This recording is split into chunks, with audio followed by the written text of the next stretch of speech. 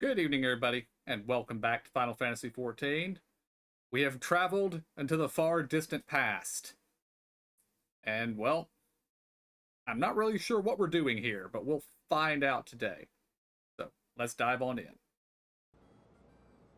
Hey, we are live.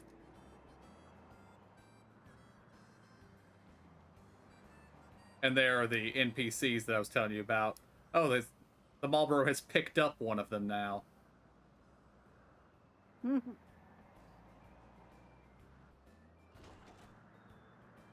funny.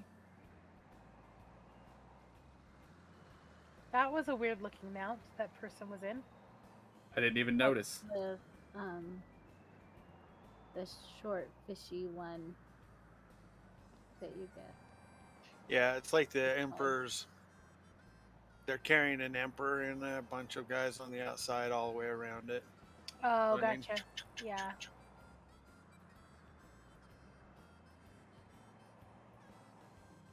And I don't know where it comes from. That thing has big antlers. Beast tribe. That mount is a beast tribe? Mm-hmm. Yeah, the carrying thing. It's Didn't when... you get... I have it. You have it, okay. Because I thought you got exalted with them. However you want to say it. Bloodsworn. Bloodsworn, yeah. Bloodsworn, yes.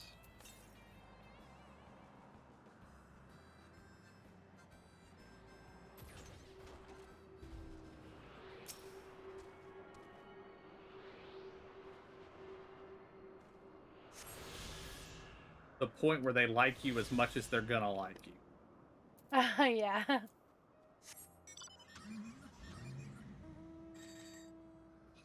There it is, babe. Oh, okay. It looked really yellow from afar. Yeah, it looked like there was yellow guys carrying it. Maybe it was a different one. What mount is that? Mikoshi? Mikoshi.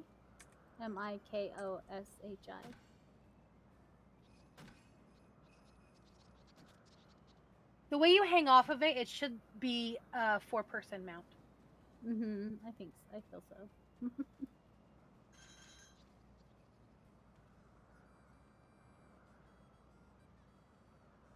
All I can find is that one itself. Not a duplicate of it.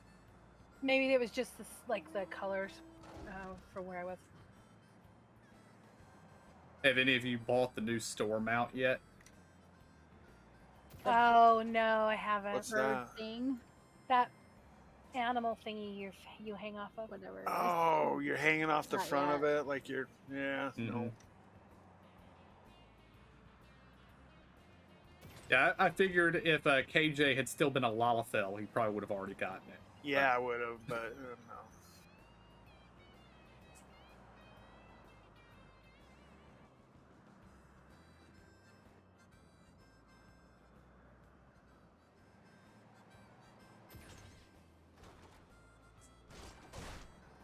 Ah, something shiny.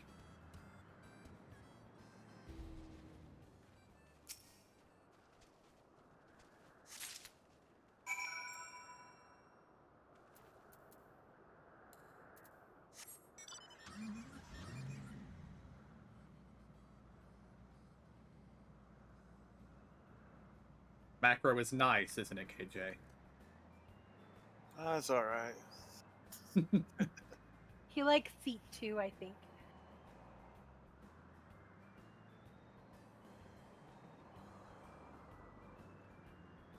He's still trying to get used to being able to see over the dashboard. I know.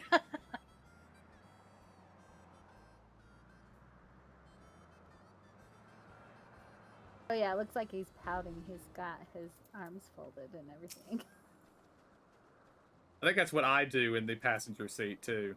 Yeah. Our last searcher returns. I'm afraid the Aureus no longer had the crystal, nor was I able to find it as I followed in its wake. I don't suppose you fared any better. You may have your rock. The crystal. Well done. Wonderful. Now I can focus on your tale without that missing concept nagging at my mind. Have you always had a knack for finding things? I'm going with option 1.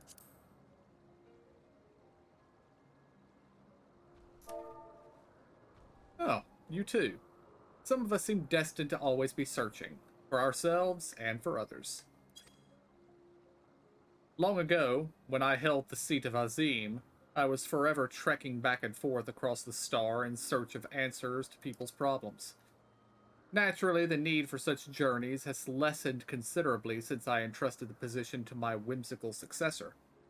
Yet I am still eager to come running should an old acquaintance or new interest require my personal attention. That's what brings me to Elpis, in fact. Many times has my presence been requested, my opinions sought concerning the habitat of this or that creation. Agreeing to help locate that missing crystal was a minor distraction, which now promises to become a major revelation. How strange and wonderful it is that the way one thing leads to another, wouldn't you agree?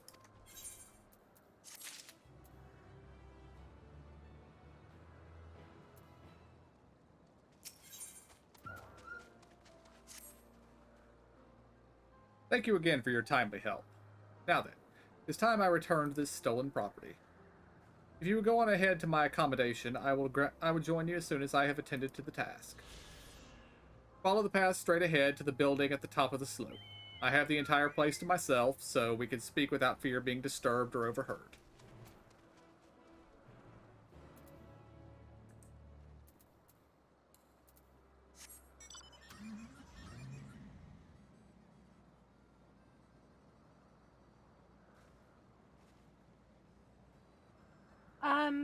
I just did something. I clicked the wrong button. Hold on 1 second. You're filming something. I know, I can't remember how to get out of it. I hit escape. It's right next to the car one. The think I group shall pose change that. button. Yeah. Yeah.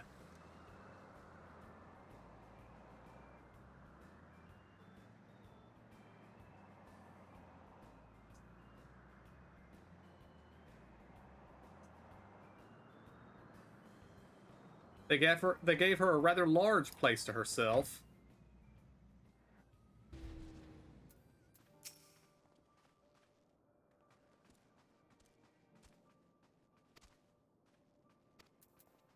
Okay, Hithlodius has something important to say here. You needn't be nervous around Vana. Those white robes mark her as one of fair and impartial reasoning. Aside from the emissary, Elidibus, such garb is worn only by those who have stepped down from public office to serve as advisors. Whatever you have to say, she will listen without judgment.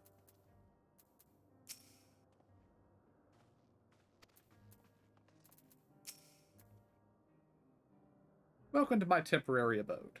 Please, make yourself at home while I put on some tea.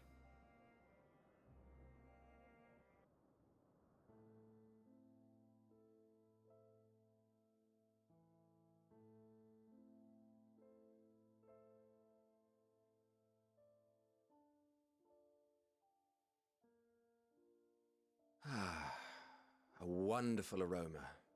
I feel more relaxed already. Would that I had sweetmeats to offer, but I travel light out of habit. There's plenty of hot water though, so please have as much tea as you like. Now then, will you tell us your tale?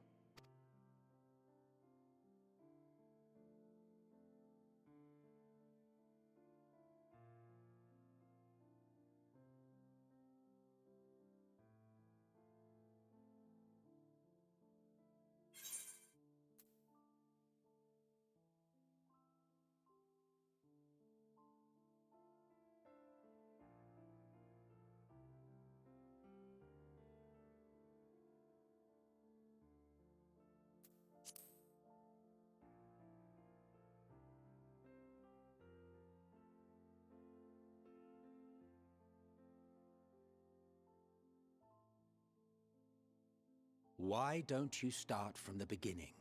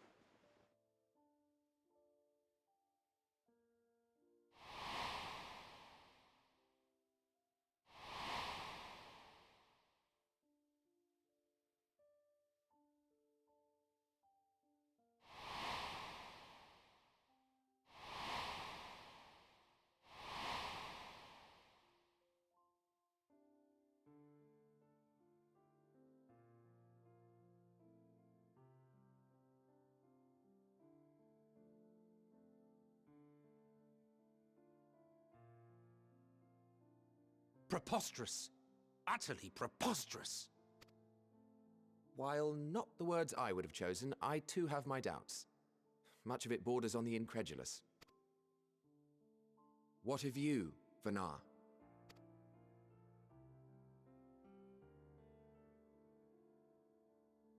Not knowing the precise details of the first final days, it is difficult to determine the veracity of the tale. Supposing it is all true, I must ask myself why I would do what I did. Why would I feel I had no recourse but to oppose the 14 and create this Hydaelyn? Circumstances change, of course, but it would not have been an easy decision regardless. No, there must have been a reason. One compelling enough to force me to take such drastic measures. Then there is the Elpis flower, which I said would serve as a guide. That it's of import to your mission is plain, but your presence here leads me to believe that this place also holds significance. But what could it be? What are we meant to accomplish? Might it not be simply thus? In the future whence he came, the final days could not be averted. Mankind has no choice but to flee the star. By alerting us to that eventuality, perhaps you wish to pave the way for other futures. Theoretically speaking, it is a possibility. Yet if that were my primary objective, I see no reason to guide our friend to Elpis specifically. The capital and Amarot, or even my own home would be more logical destinations.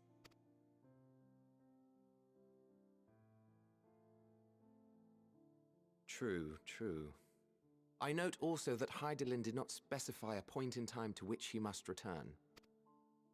By this, it may be inferred that it was not critical that we should meet. Alternately, she had reason to believe that our paths would converge, coincidental though it may seem. This is quite a puzzle, and we do not have all the pieces.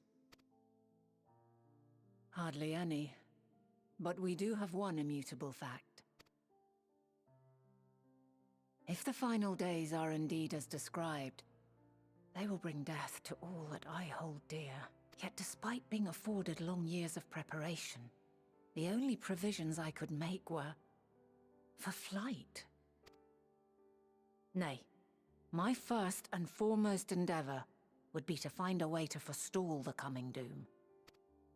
Given that even the 14 failed, mayhap you deemed it impossible. Nothing is impossible. This I have always believed. And if Hydaelyn is indeed me, she would believe the same. Listen to yourself.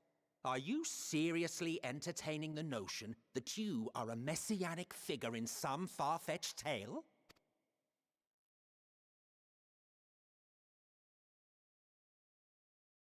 Well, I will not. I refuse to accept that our world could be undone by some unforeseen calamity. I also take offense to my portrayal as a megalomaniacal madman. To sacrifice oneself for the star is a noble act, and I would hold those who gave themselves to this zodiac in the highest esteem. Yet, you claim I recreated Amarot and populated it with phantoms of our people? A bizarre indulgence that would be insulting to their memory. Worse still, I even invited you there. Literally invited my own downfall. Why would I do something so idiotic and inexplicable?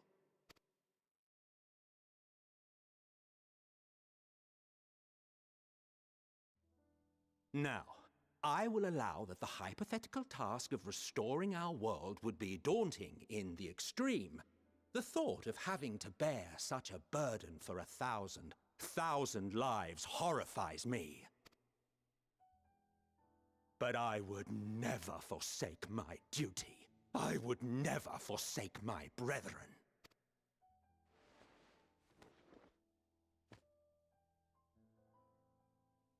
You do not know me.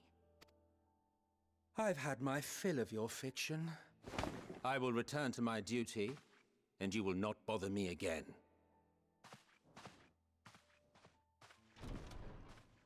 Emmett Selk! Wait!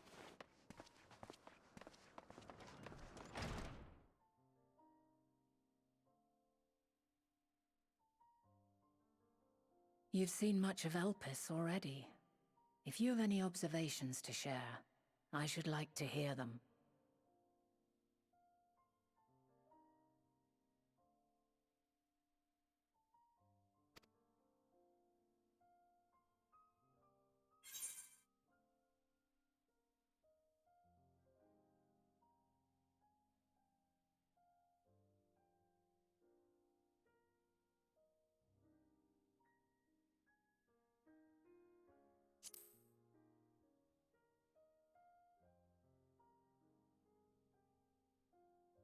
Hermes and his creation Meteon, you say? If Dynamis is the self-same energy as Akasha, as it likely seems, then those two may well be at the center of the calamity to come. This warrants further investigation. With that settled, it is time for action. The missing pieces of the puzzle are here, I'm certain of it. And when you find them, the picture my future self has painted will be complete, and you will have your answer. Now suffice it to say, I will aid you in your quest.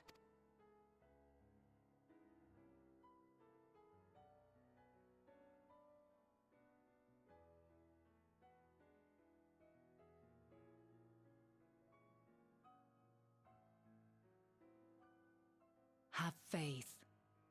If Emmett Selk is the man Azam described to me, we've not seen the last of him.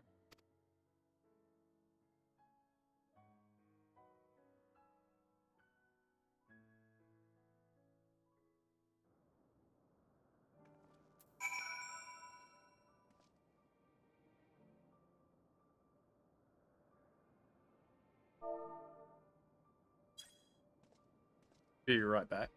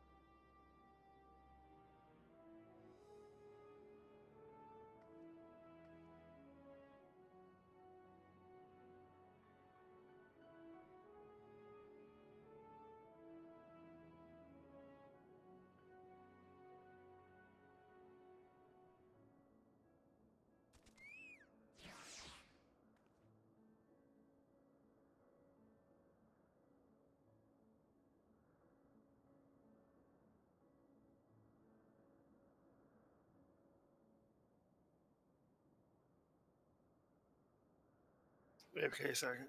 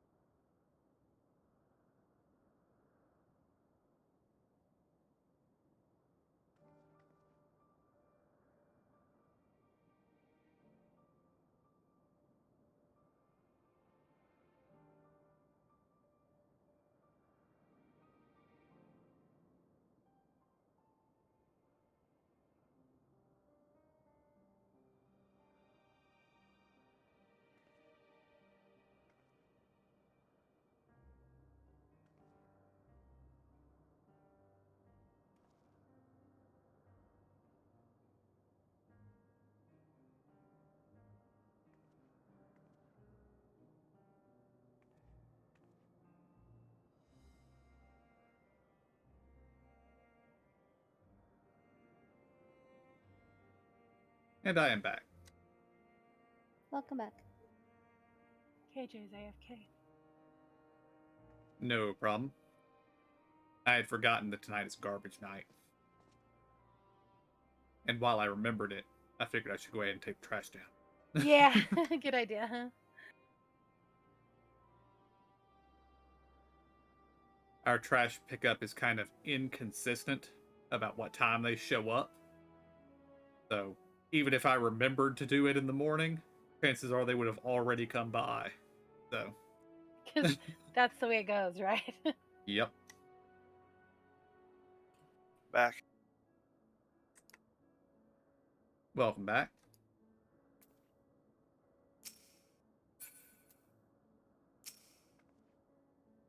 Shall we begin our investigations, then? I am acquainted with Hermes, of course, but only as a visitor received by the chief overseer of Elpis. Of the man himself, I know only that which is common knowledge. Thus I suggest we fall back on the tried and true method of conversing with the locals. The observers who live here can surely tell us more about Hermes and Metion. And I have a good idea of where we might begin. I did like in that little cutscene when we tell the story how it shows us talking and then fades to black and then comes back looking at them like we've told the story, and then the camera pans around and we're still going because this is a long story. Yeah.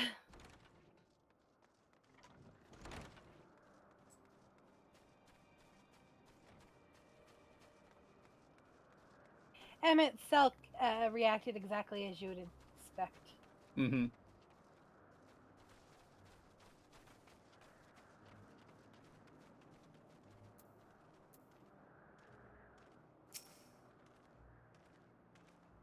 See you, the woman standing in front of yonder building. Her name is Ismene.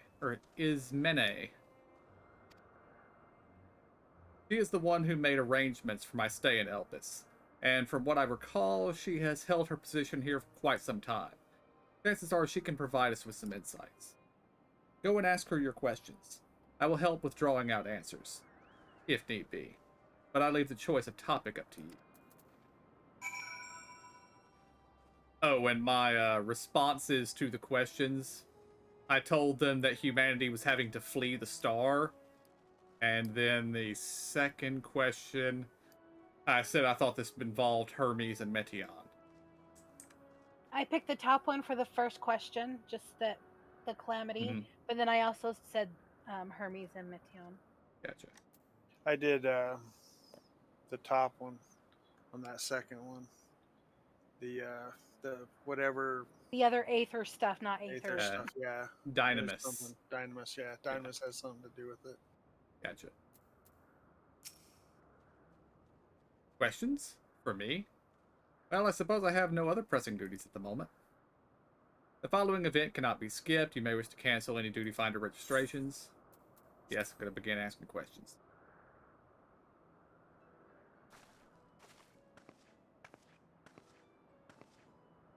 Greetings, Ismene. My friend here is desperately curious about Chief Hermes, and I was wondering if you might indulge him. Certainly, Mistress Fana. Anything to be of service. What do you wish to know? Option 2 for me. His interests? Well, he is an authority on flying life forms and has expansive knowledge of living creatures in general. Is that what you wish to know? How would you describe him as a person? As a colleague? He is a quiet man, reserved, you might say, and occasionally somewhat poor with his choice of words. His reticent nature, however, does not prevent him from carrying out his duties as chief overseer.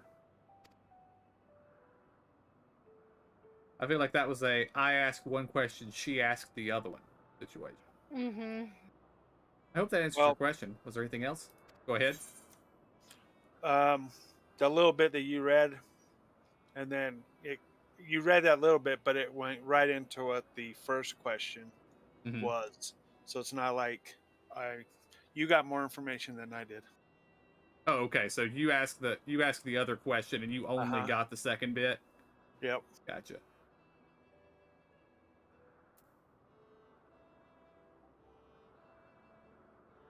I'm going with option 1 in this case. I cannot rightly say. As the chief's personal creation, Metion has not been subjected to observation and study like other concepts. So one day she was simply there, and what do you make of her abilities? I understand that she is a highly unusual familiar, able to read emotions and communicate directly with one's mind.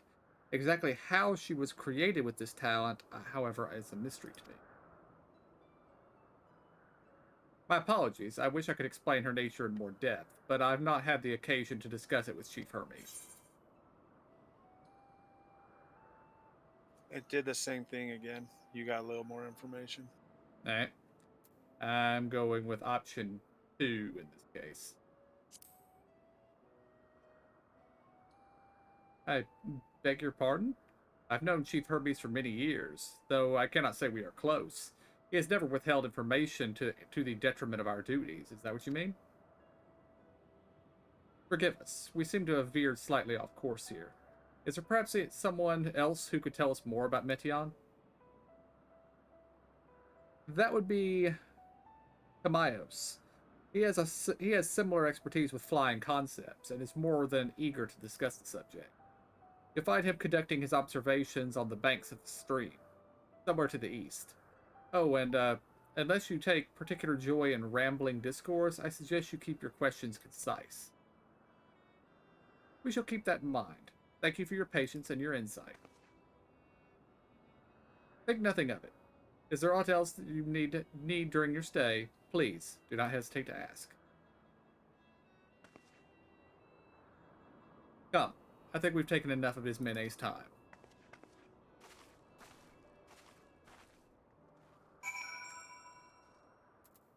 Yeah, mine was like completely different. Alright. But I assume we'll still go talk to the same person. Probably. Our investigation is off to a fine start, wouldn't you agree? From here, I propose that we split up, and I shall continue making inquiries with the resident observers. If you could track down the colleague as Mene mentioned.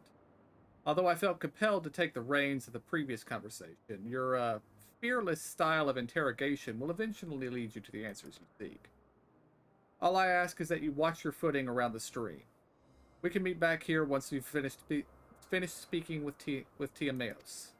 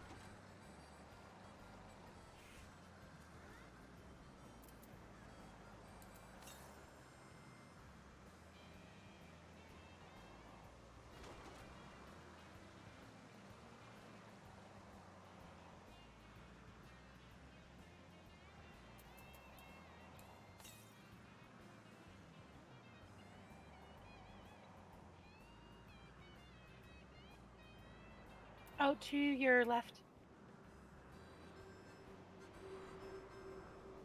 I just started hearing the sound effect when you mentioned it. I saw the writing behind the rock. So I looked at what it was.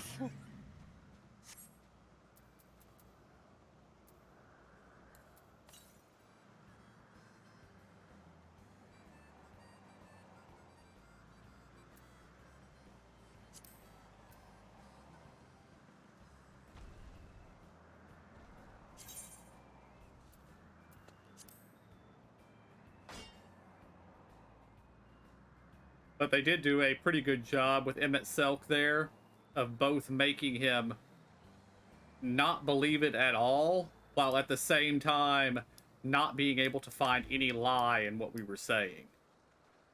That Yeah. he could not believe that he would do the things that we said, but I think he still believed us that he did. So, Yeah. yes, I'm Tamios, but please keep your voice down. You'll startle the birds.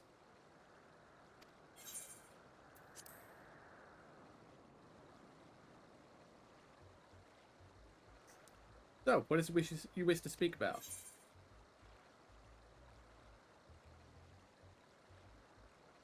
We were recommended to try to be concise, so I'm going with option 2. Chief Hermes' work? A worthy subject indeed. Those beings which soar through the clouds, majestic and graceful, are ever a favorite of creators. Even now, with so many varieties in existence, the flood of newly imagined concepts continues unabated. What sets the chief creations apart, however, is how they benefit from his boundless knowledge of the celestial realm. Birds that climb so high that they disappear from view, others which traverse the boundless sky in moments, and all without riding the currents. I know of none save he who can conceive of such marvels. Even we who prize elegance of form above all else are dumbfounded by his genius.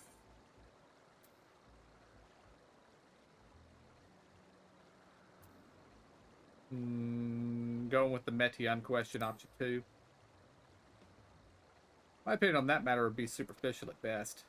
Despite my admiration for Metion as a concept, I have never delved too deeply into the inner workings of her nature. I know that she has a gift for communicating via emotions, but otherwise her abilities are a mystery to me. If Chief Hermes should choose to submit Metion's concept to the Bureau of the Architect, then will a design be registered for public scrutiny. Analyzing a colleague's creation before that step is frowned upon, to say the least. Of course, if he came to me, a fellow artisan, looking for advice, that would be an entirely different story.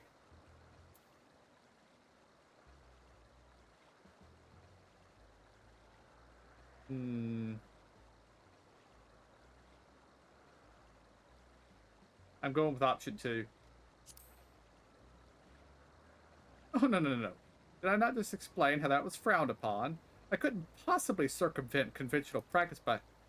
Unless you were sharing some information in the hopes of receiving a constructive opinion on the application of advanced creation techniques, then I would be practically obligated to.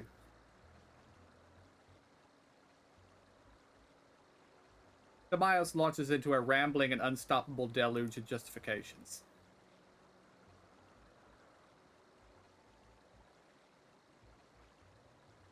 You see, ethically, I have no choice but to allow you to disclose Metion's lesser-known qualities. Dynamis? Intellices? Those terms sound vaguely familiar. They're not a flower made here in Elpis which exhibited properties of one or the other? It must have been centuries since I last heard anyone speak of such things. And you know how they relate to Metion and her design? Then why bring up the subject? I'm flattered that you sought my insight, but I cannot afford to neglect my duties for the sake of idle chatter. Now, I really must return to my observations. Surely you have your own tasks to attend to.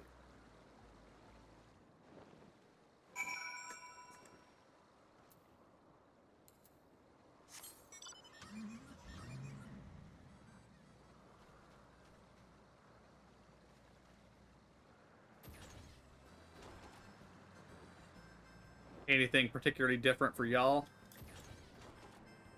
I picked the a different question on the last, and he just cut to the chase about Gotcha. the stuff. I didn't get the long rambling bit.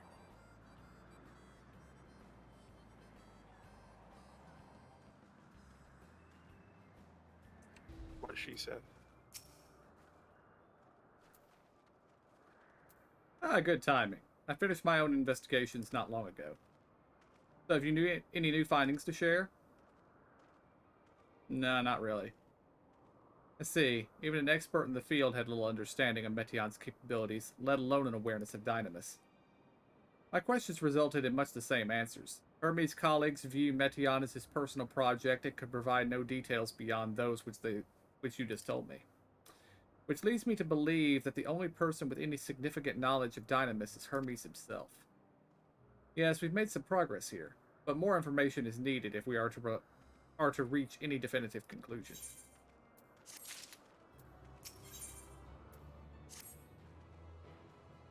At present, the strongest link we have to the final days is the power of Dynamis, and the Intellikeys which can control it. Yet most scholars are only vaguely aware of these terms, let alone study them in any depth, except for Hermes. Thus I am inclined to stay our current course and learn all we can about the Chief Overseer and his familiar. And on that subject, was there aught else of note that you could tell me about Meteon, aside from her unorthodox method of communication?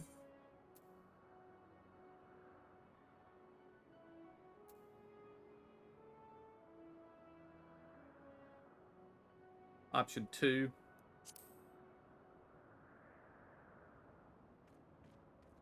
Rather wish you had mentioned that earlier. In any event, would you care to elaborate?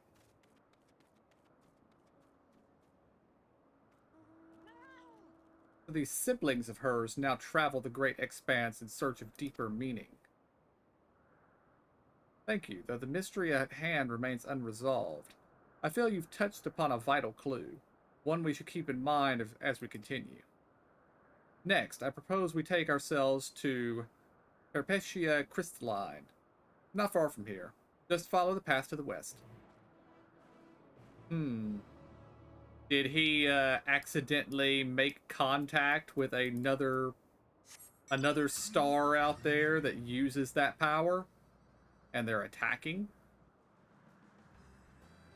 That seems like Zodiark wouldn't have been able to stop that.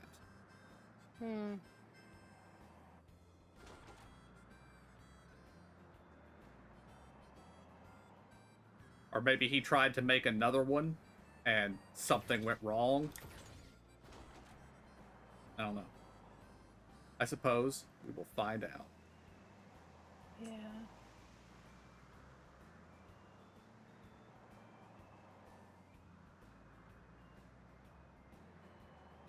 Also, I object. That definitely looks like a hill I can go right up, but ain't letting me.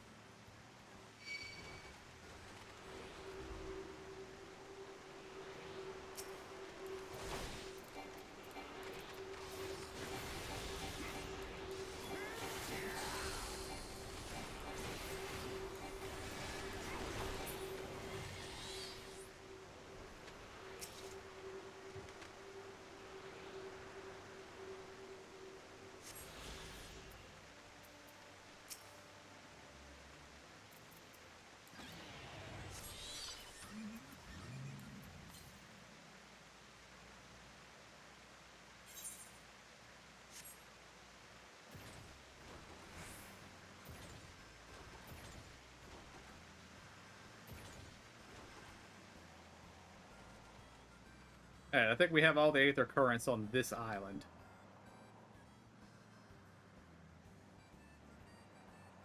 Unless, of course, some quest ones pop up.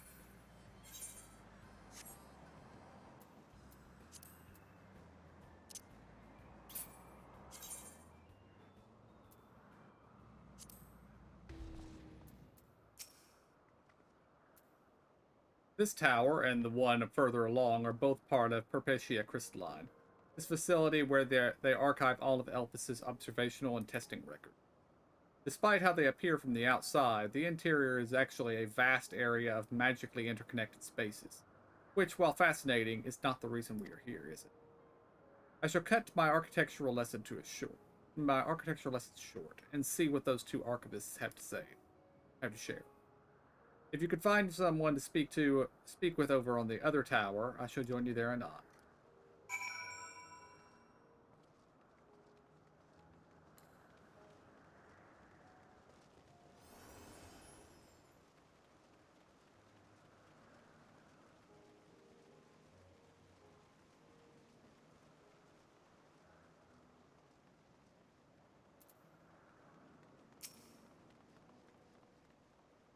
You have questions for me? Certainly. Just a moment while I conclude my current appointment.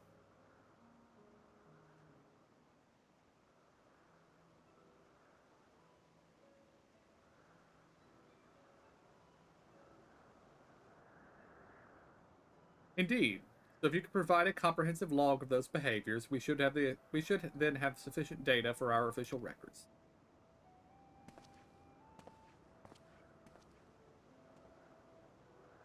Now, what was it you wished to speak with me about?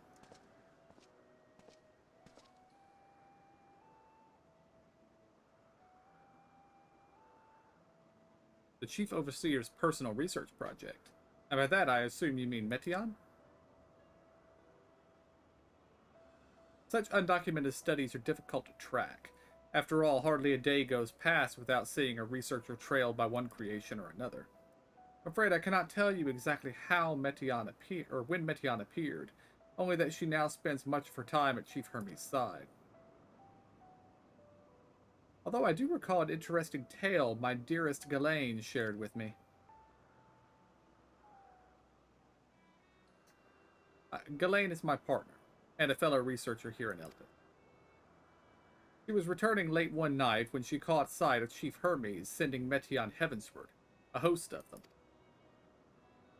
For several days she would speak of that scene with wonder, describing it as one of the most beautiful spectacles she had ever witnessed. It's like a story I would like to hear.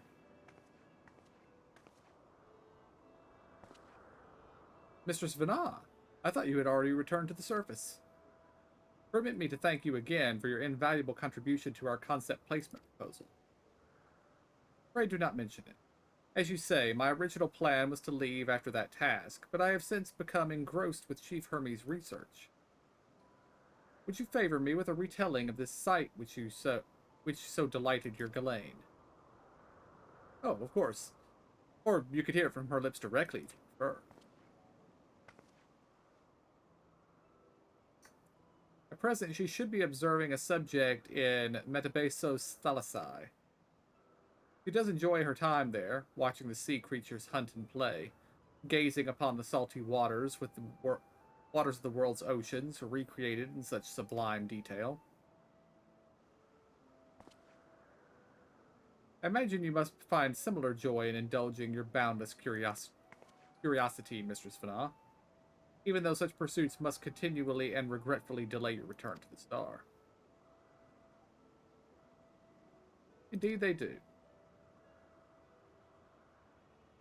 It is a rest well-deserved and long overdue, I should think. How greatly have we prospered from the wisdom you accumulated during your travels as Azim. And what would Elpis be without your earlier academic work? The theories you developed served as the basis of many techniques still in use today.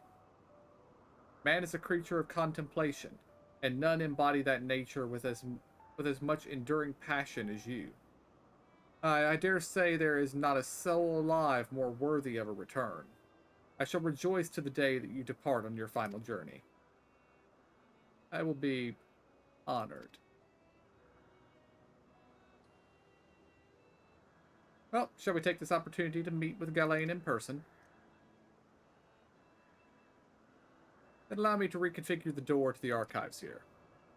It will take you to the Skyway, and spare you the need to avoid hostile concepts on the ground. That would be most helpful, thank you.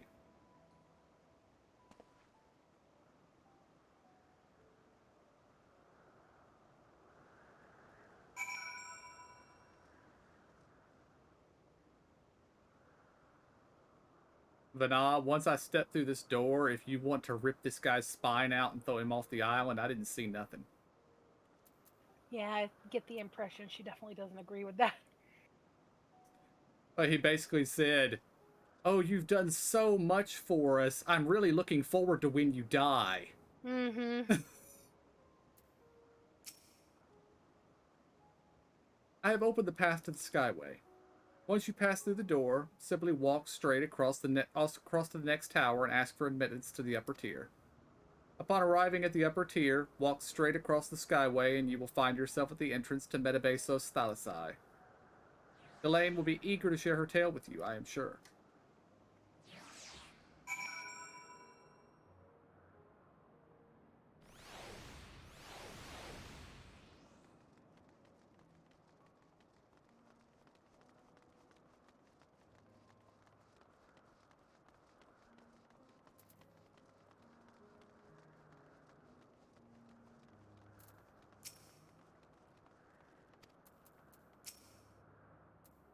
Mistress Vana, just passing through. That allowed me to prepare the path. If you need further assistance, there is always an observer or two out on the upper Skyway.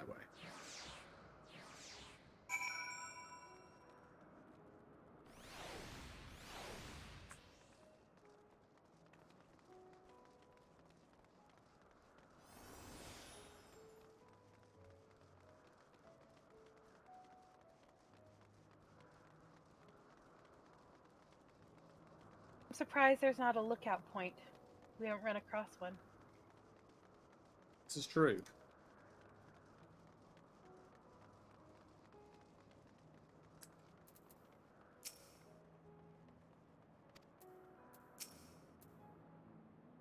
Mistress Vana, I was not told to expect. We would have prepared an official welcome.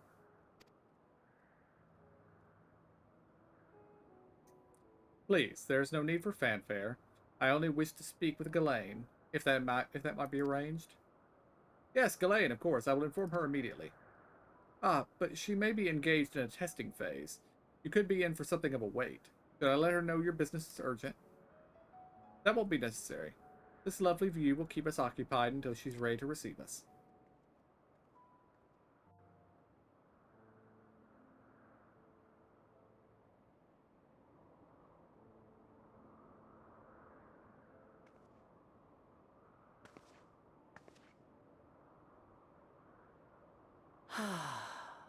A delightful breeze and a breathtaking view.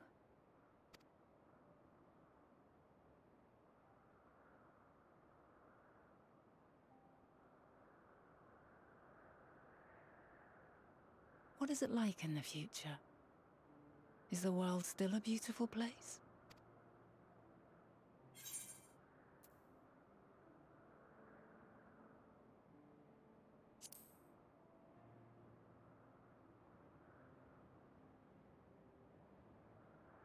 Dark, hidden places, rife with danger.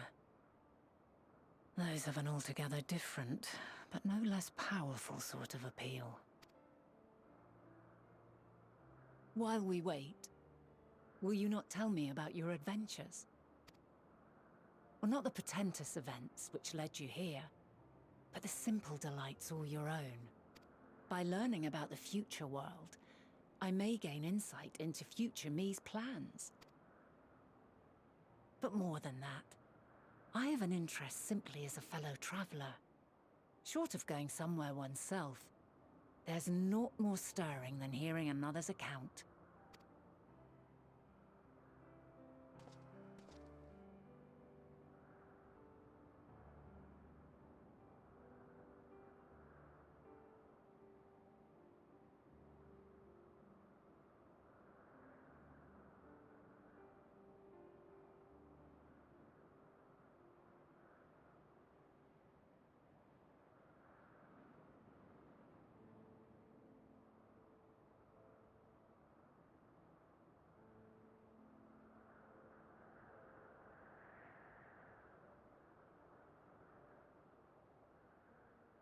Incredible!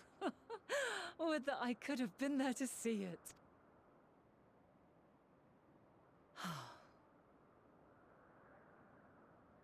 Yours is a harsh and unforgiving world. Yet in spite of this, your brethren hold fast to their virtue. To know that the light of mankind's potential still shines, even in that faraway place, it gives me heart.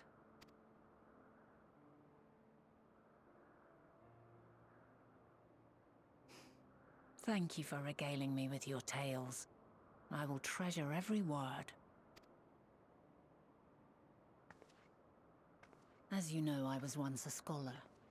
And among other things, I sought to understand the workings of the world. What exactly is ether? How formed the laws of nature?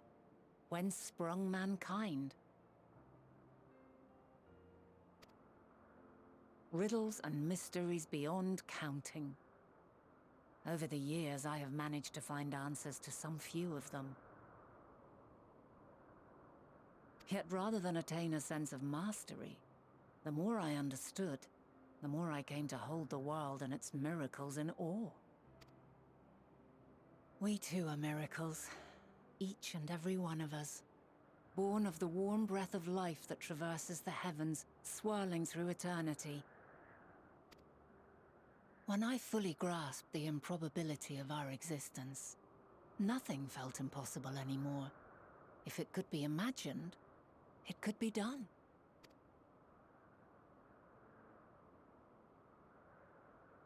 A passion swelled within me, an epiphany dispelling all preconceptions of what was natural and true. And a presence without, immense yet intimate, fate perhaps, holding us in its tender embrace. As reassuring as it was intimidating, how keenly aware I became of creation's fragility, built as it is upon precarious happenstance. I was overcome with an irrepressible urge to know the world more intimately, to hear its voice, feel its breath.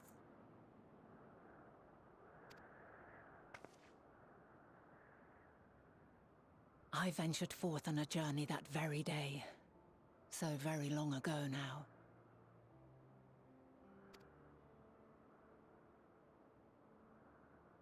Freed from presumption and prejudice, I saw the world through a newborn's eyes.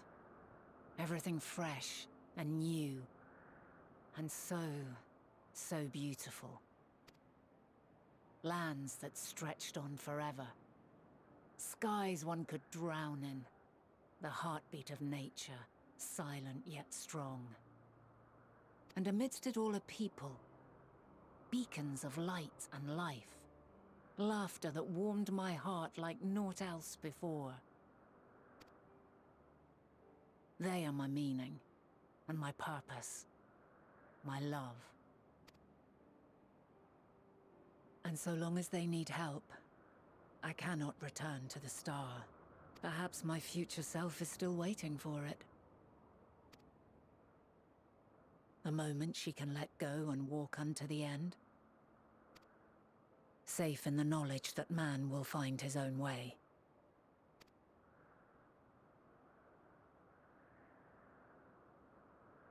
You, who are our future, tell me this, and tell me true. Has your journey been good? Has it been worthwhile?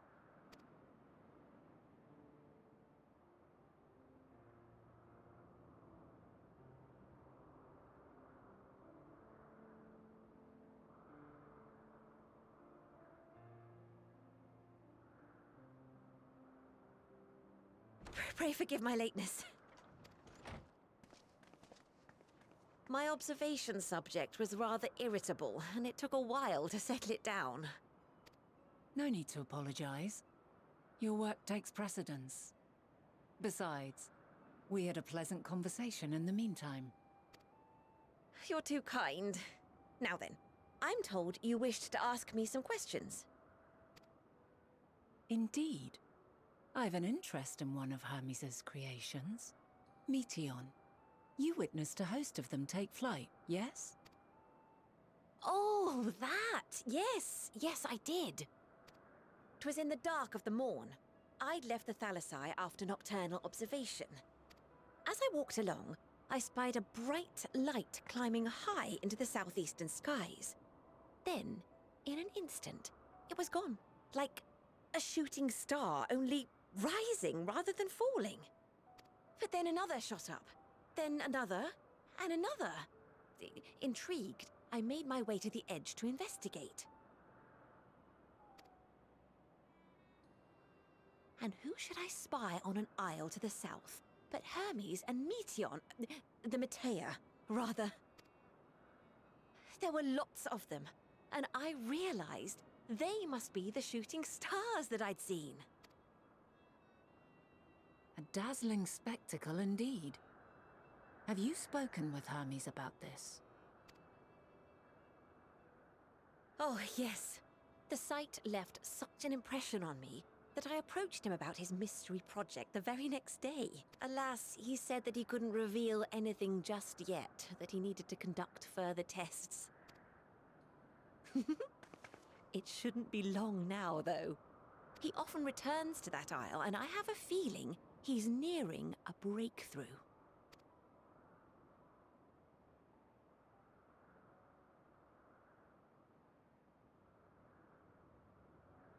Splendid.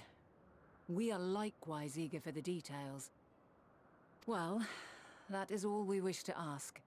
Thank you for taking the time to indulge our curiosity. You're very welcome. It's always a pleasure to speak with other inquisitive souls. Oh, and will you be descending now? If so, I shall link the doors for you. Please.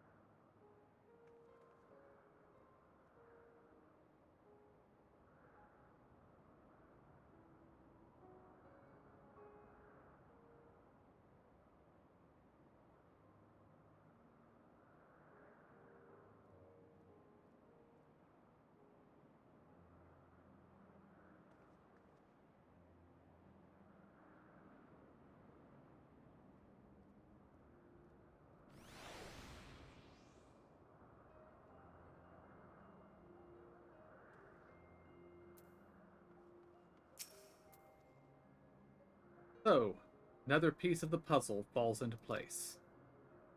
From what we've learned thus far, I think we can safely conclude that Hermes hasn't been revealing the details of his research to others, which suggests that either someone will appropriate his discoveries and make use of them, or that Hermes himself will have a hand in causing the final days. Since we have no reason yet to suspect the former, we should consider the latter the more likely possibility. Proceeding under that assumption, our next step should be to divine why, or even if, he might desire such a terrible fate for our star. I'm honestly running under the assumption that it was an accident. Yeah. Yeah.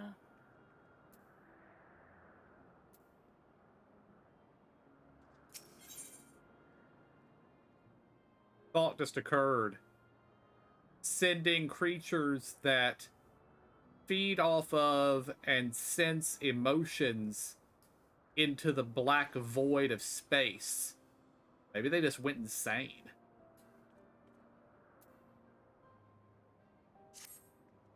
And maybe his craziness is just the guilt or something, like...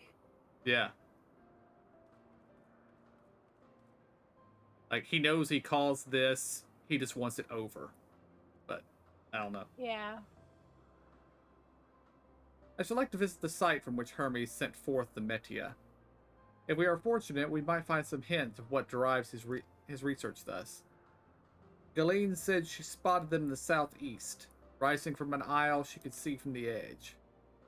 If we stand at the same vantage point, it should not prove too difficult to locate the isle in question. Let's take a look, shall we?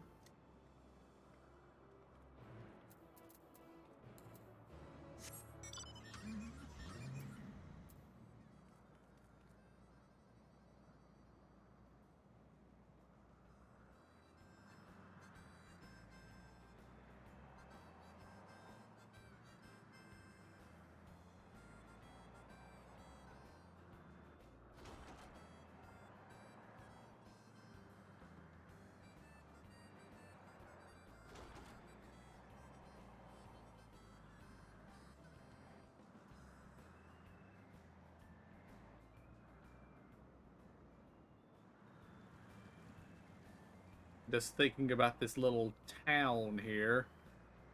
It has, looks to be 3 buildings? 4 buildings? And one of them belongs to their guest. Mm-hmm.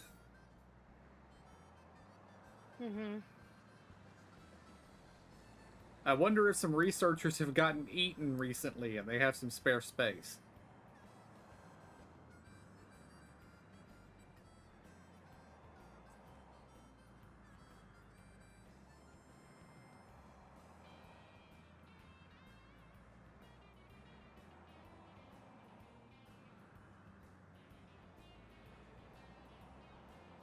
But yes, the coral with the antlers has some serious antlers. Mm-hmm.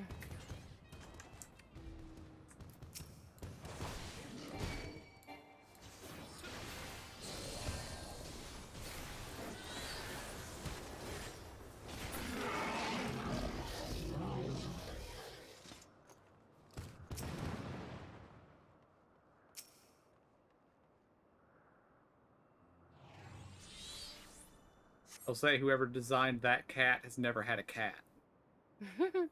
Because you would never give a cat horns.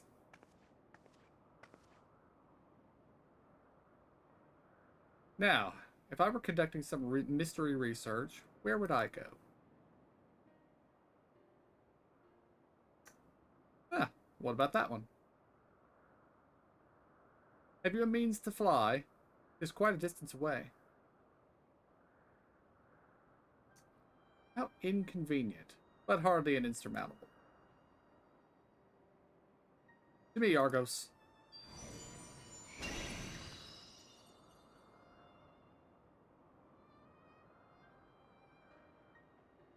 My friend, would you mind creating a double to carry him over there to the island?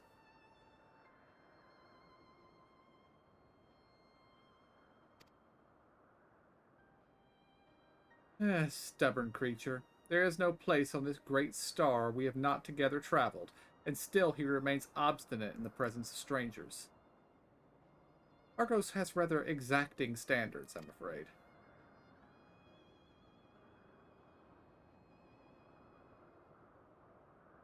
What? You've ridden him before? Ah, your before meaning my after. Not at all confusing, that. Interesting. It's certainly not unthinkable.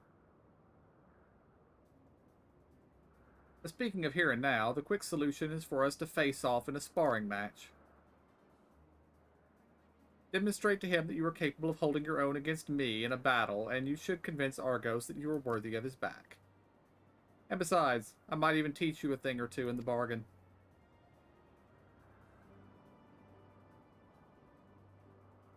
Seem doubtful, but useful lesson or not, it will certainly be a moment to remember, a memory of a distant past to cherish. What say you, traveler out of time?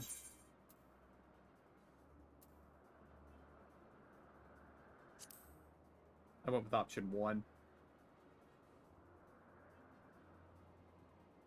I admire your confidence. Clear your mind and prepare your weapons. I will await you at the clearing over yonder.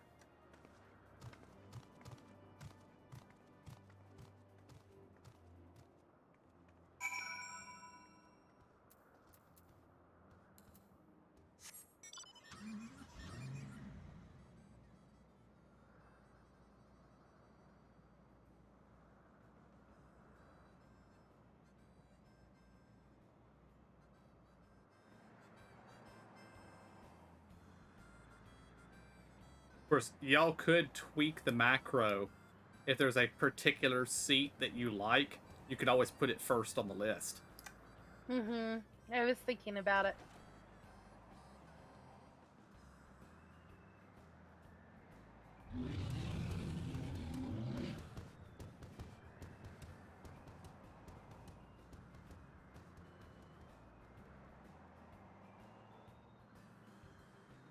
Looks like we've got a break party moment coming up.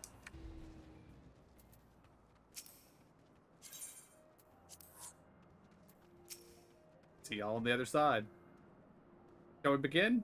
Be warned, I'll not go easy on you.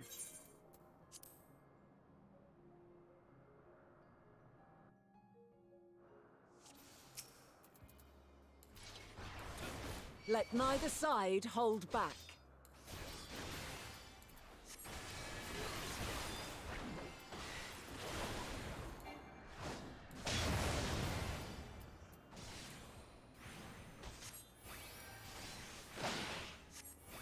My blade sings!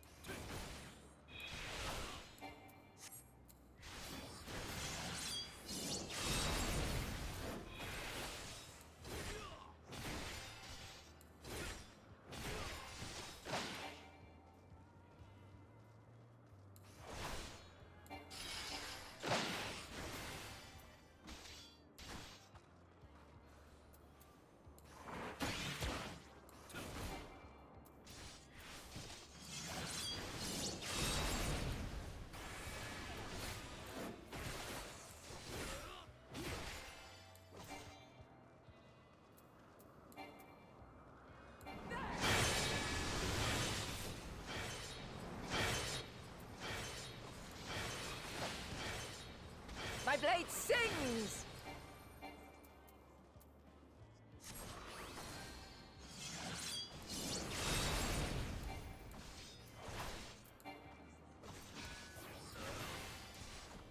Impressive. I shall have to try something different.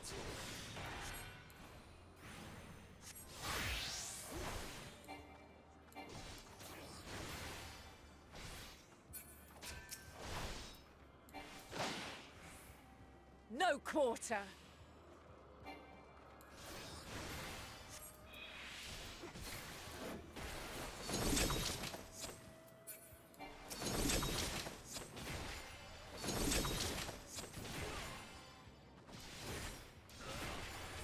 Have a taste.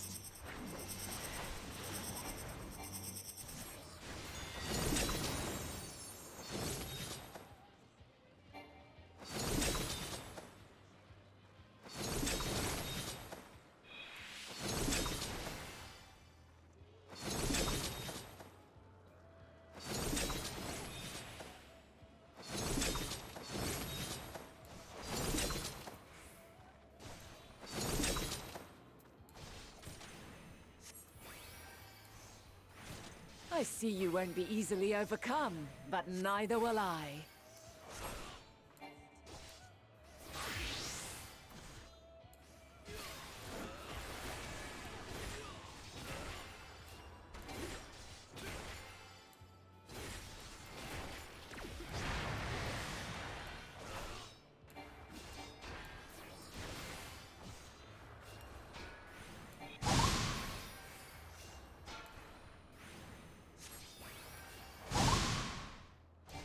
Prepare yourself!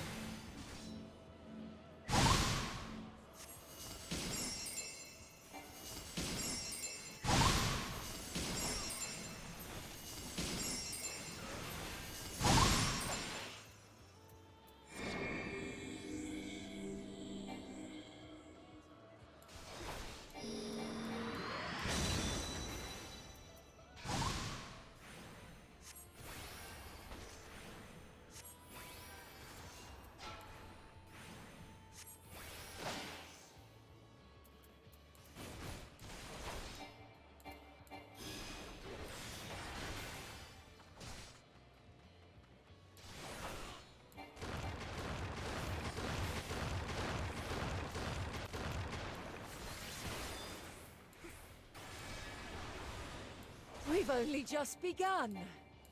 Come at me with your all.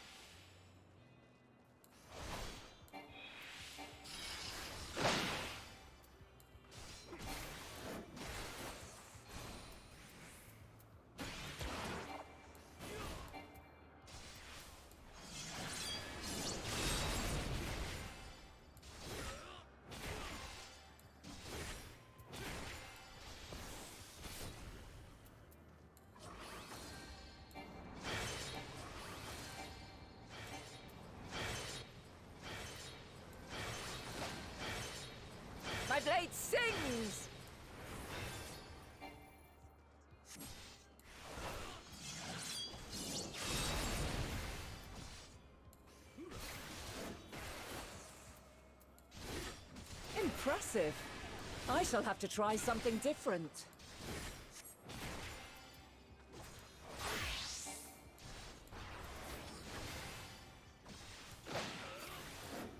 Very well. Let us move to the final trial.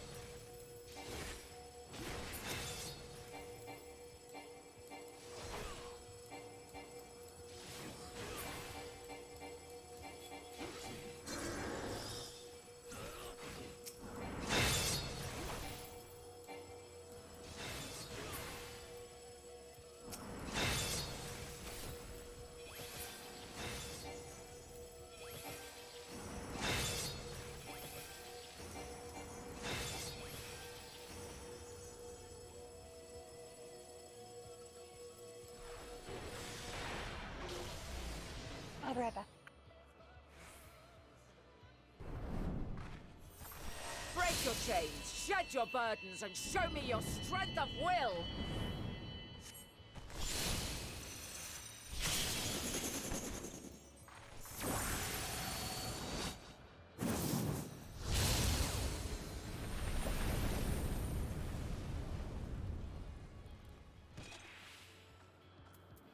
You still stand. The people of your time are more resilient than I had dared hope. I have seen enough.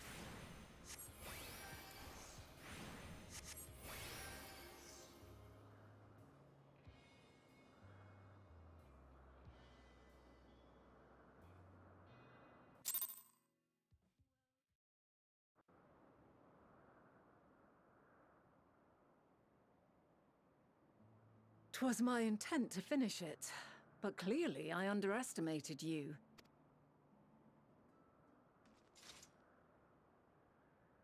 One would think I never learn. I made the same mistake with Azam when we first sparred. Despite being less than half my age, his strength was astounding. As is yours. 'Tis plain you have weathered considerable hardship. It seems we have both learned much on our journeys.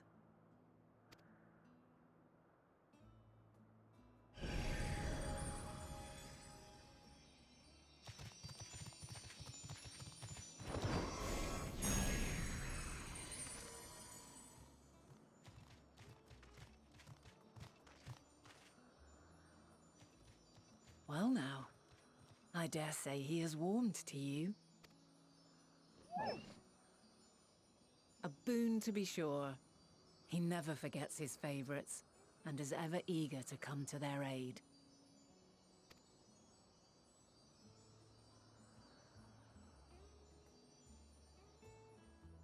I'm back.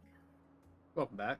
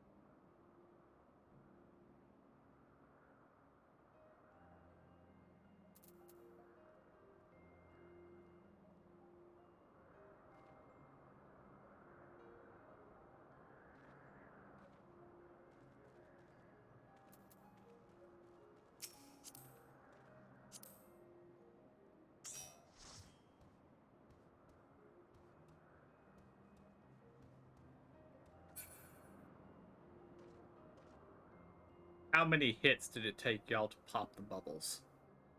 1. It took me 2, maybe 3 for each one, so I wasn't sure I was gonna make it through that. Yeah. I had my AoE, the heal that damages as well. I was able to do it on 2 of the rounds. The middle round, I had to do them individually. Gotcha. The first round I cleared without much trouble. The second round, 1 orb made it to her, and the third round, 1 of the red orbs made it to her, and I had remembered I have AoE attacks for when they start getting close, and was able to keep any more from reaching her the third round.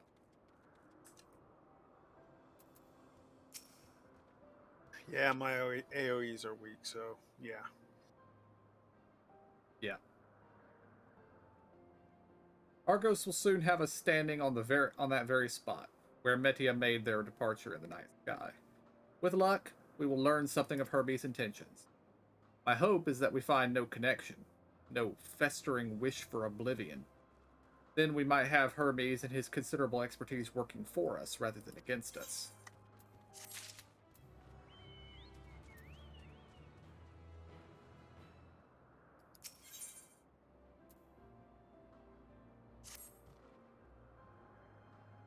Let's move over to the edge before mounting, shall we? That will allow Argos to catch the currents rising up from below and give us a smooth ride over to the isle.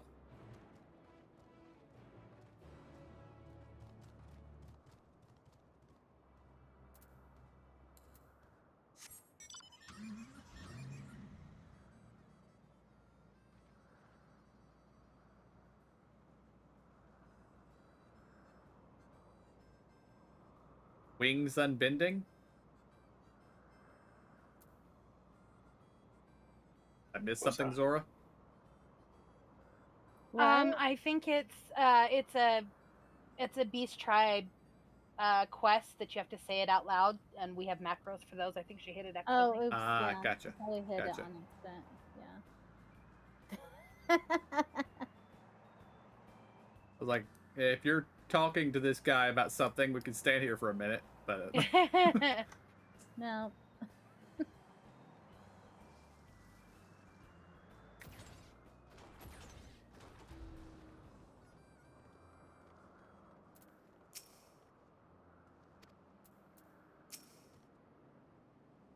Argos motions to his back with his muscle. You've been given the go-ahead to hop on.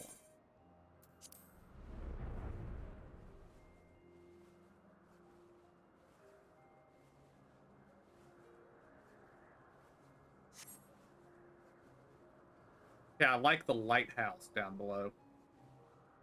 I saw it when we were looking out, or when they were panning out when we were talking to her, and I was like, that looks like a searchlight, but I realized, yeah, it's a lighthouse.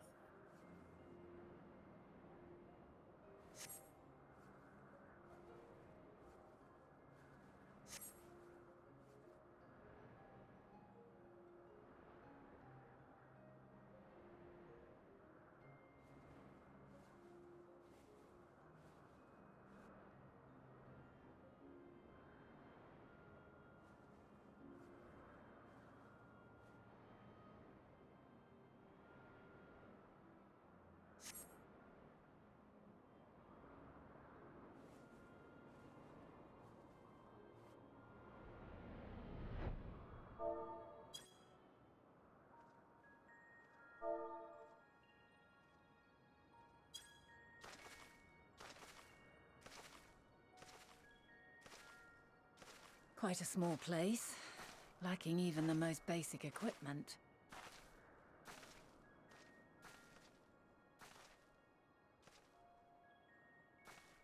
The present may yield no clues, but we may yet try perusing the past. Have you done this before?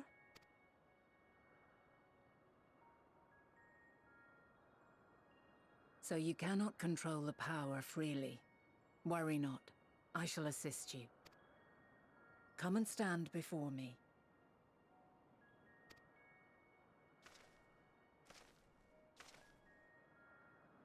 There are 2 ways to see the past. The first entails peering through the walls of the soul in the moment a subject is recalling a memory. The second requires no subject, and is instead a process of piecing together an event from ripples left in the ambient ether. As memories are etched upon the ether of the soul, so too are they etched upon the ether of the world. In this way can history be preserved.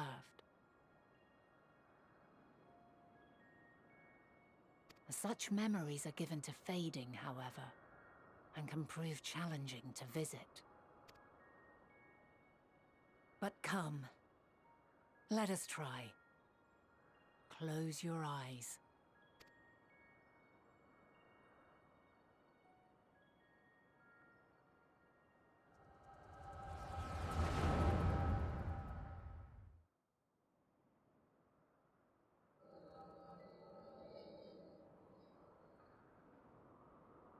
All units fully functional and proceeding on course towards their respective stars. Estimated time to completion of survey is 108 cycles. End of status report. Severing connection with shared consciousness. Did you hear that, Hermes? All is well.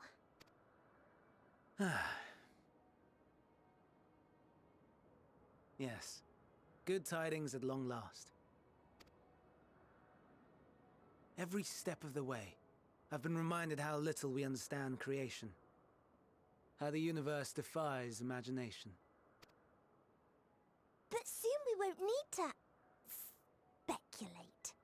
We'll know the answers. What others live for. Indeed. And we'll owe it all to you and your sisters. I wonder what answers we will get. Whatever intelligent beings that exist out there are bound to be vastly different from us. Diverse in form and culture. Possessed of unique ways of thinking. Their conception of life and its purpose will be no exception. Completely and utterly unlike ours. Utterly unlike... how? I have no idea.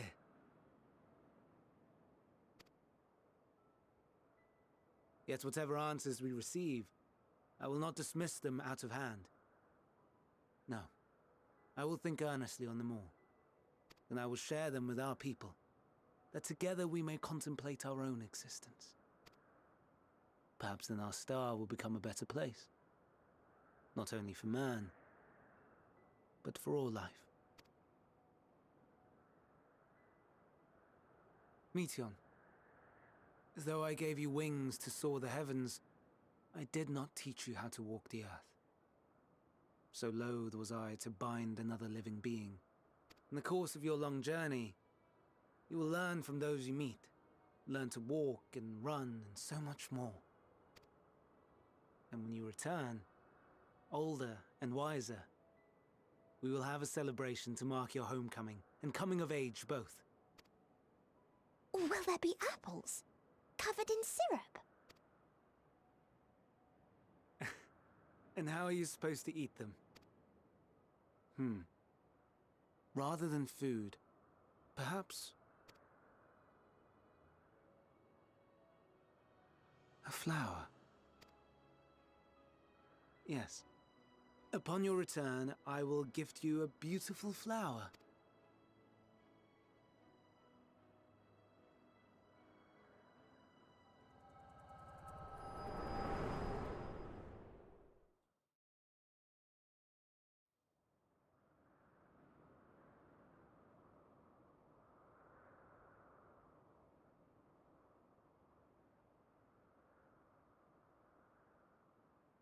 So, what is your opinion?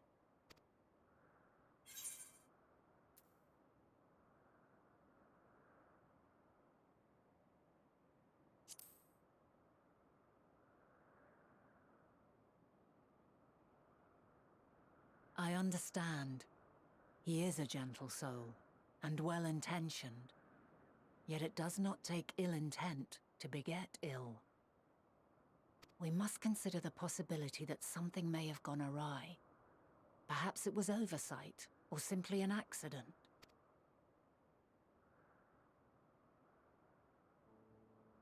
In light of this, I propose that we reveal your tale to Hermes himself.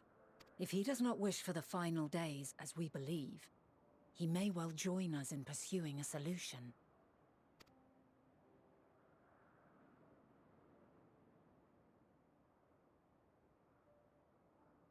Then it is settled. Let us seek out our friend with all swiftness. 'Twould not do to let such a pure soul be blackened by tragedy.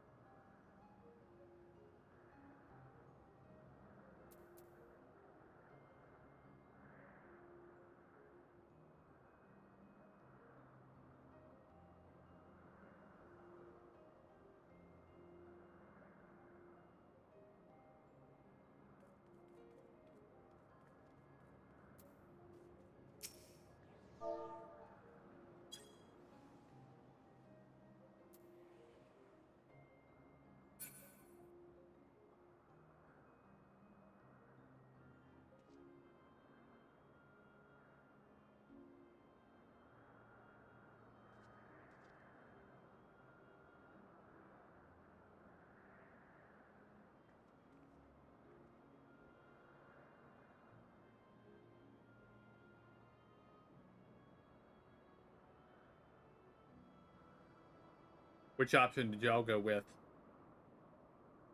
I went with the top one. I went with option 2.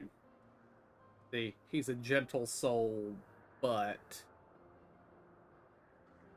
I went with the third one.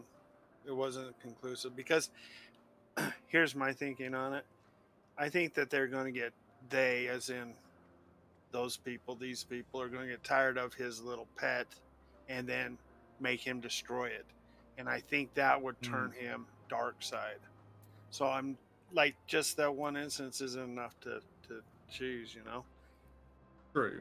Especially when they find out he made hundreds of them and released them into the sky. Yeah, Space. true.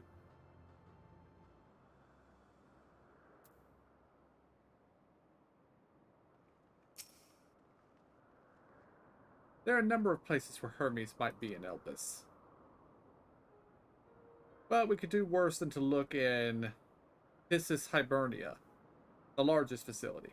It stands on Ethicelaticos Boreas, the Northern Isle.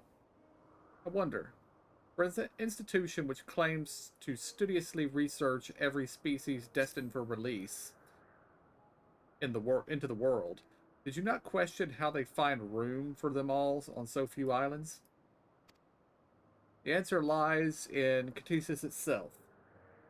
I touched upon the practice before back at the archives, where a vast area is stitched together out of multiple conceptual spaces. The same holds true for the interior of this facility and its magically constructed environs. It is there, within those sprawling habitats, that the chief overseer and most of Elpis's observers conduct the bulk of their work. Come, the simplest route is via the naos north of Potin Oikos.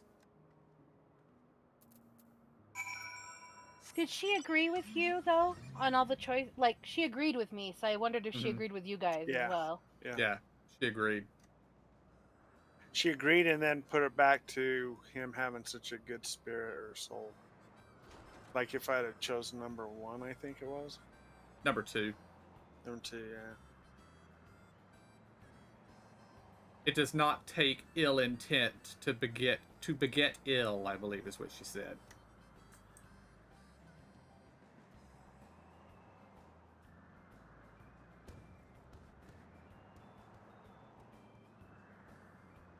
Oh, we have unlocked quests now.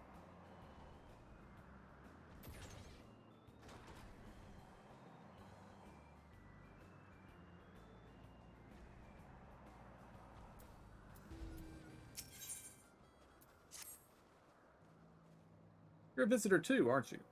Perhaps you might be willing to help me? Did you happen to see a blue-haired woman in the area? She wouldn't have been wearing a mask. I see. She and I are students from Academia Andur, and we had intended to spend our downtime visiting Elpis together. We were just on our way when she realized she forgot something back in Anagnorsis, so she ran back. And that was the last I saw of her. She can be a bit, how should I put, scatterbrained, so she might well have simply got lost on her way back. I would rather not search for her myself, for what if she comes back while I'm away? So if it isn't too much trouble, perhaps you could be so kind as to look for her? Like us, she won't be wearing a mask, and so should stand out a touch. You'll find her in the area of Philomethes Notos, in all likelihood. If you do come across her, could you help her out a bit? See if she makes it back?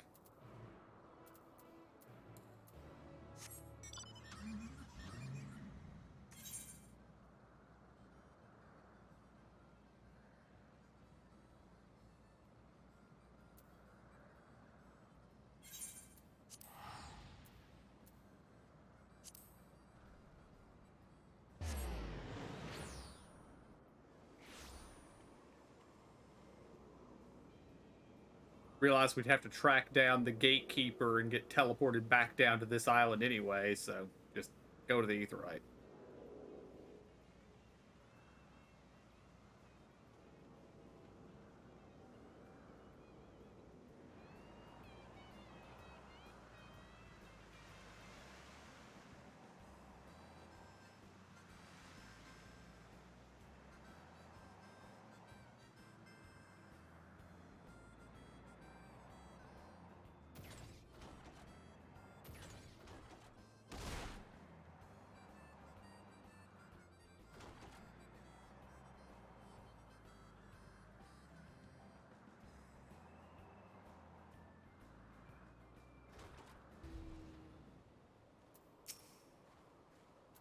Yes, can I help you?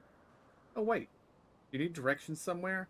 Not to be rude, but I beg of you, ask someone else. I happen to be lost myself.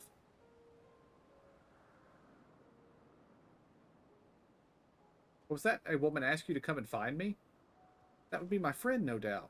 How embarrassing. I had hoped to keep this hopelessly directionless side of myself under wraps. I feel terrible leaving her like that, but I'd clean forgot a task from one of my professors. I rushed back to collect the item I was asked for, but which I found, thankfully, but got rather turned around when attempting to return. But don't worry about me. I'll be just fine now. Now, if I'm right, then following the road east will lead me to the teleporter. I think. I mean, I know.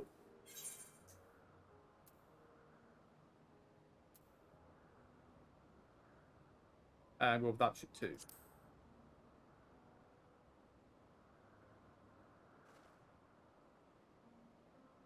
You mean it? Truly? Well, that is... I mean, if you're heading in that direction anyway, I don't see why I shouldn't tag along. Oh no, please, after you. If I'm able to get as far as the teleporter that connects to Patik and Icos, I should be able to make the remainder of the trip on my own. Now then, would you mind?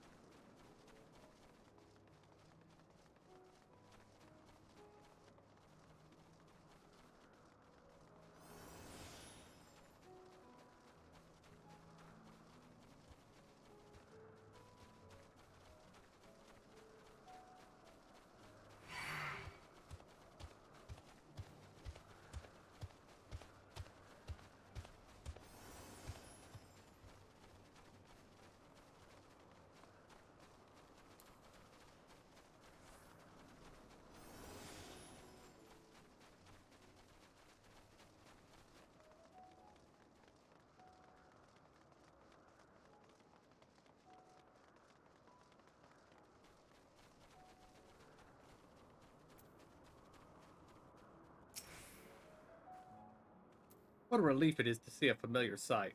I should be alright without you now. After all, it's just a straight shot from here to Poitanaikos. Goodness, the earful I'm going to get from my friend. I've kept her waiting far too long. No, I really should hurry. She has owed an explanation and a heartfelt apology. Do come see us, though. I would like to thank you properly.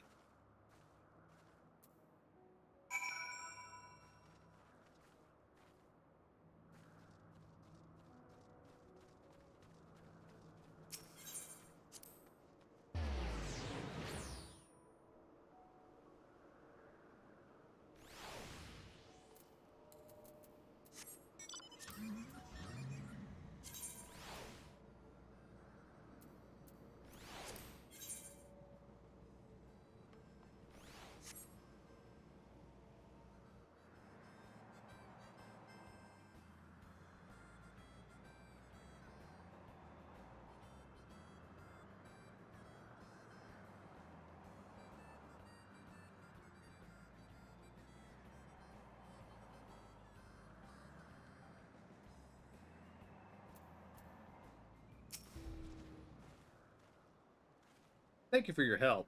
Truth be told, when my friend first dashed off, I had assumed it was because she forgot an assignment for Mitron.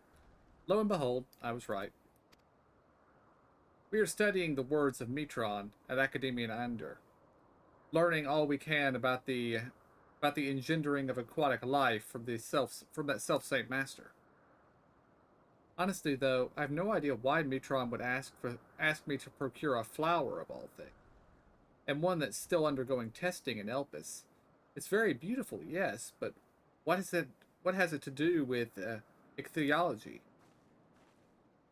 Well, nothing. But that's the point, surely. It must be intended as a present, one meant for Logrif. Mitron is hopelessly enamored, as we all know. We do? This is certainly news to me, though now that you mention it, I suppose I have seen sparks between them. I wonder why I never noticed before. That settles it. We need to hurry back and begin an in-depth observation of their romantic entanglements. I can't believe I've wasted all this valuable research time lost amongst the trees. And I would have wasted even more if not for you, good sir. Now that my friend and I are together again, we can get back to the academia and deliver the flower to Mitron before it wilts. Ah, but before we rush off, a reward.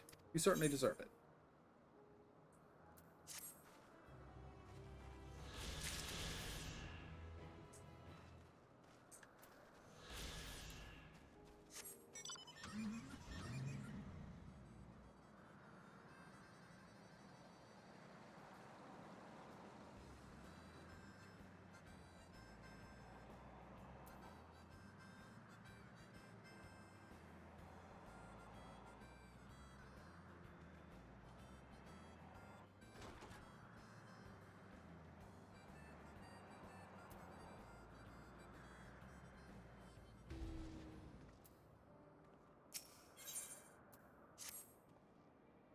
Well, this is a pickle. Whatever am I to him?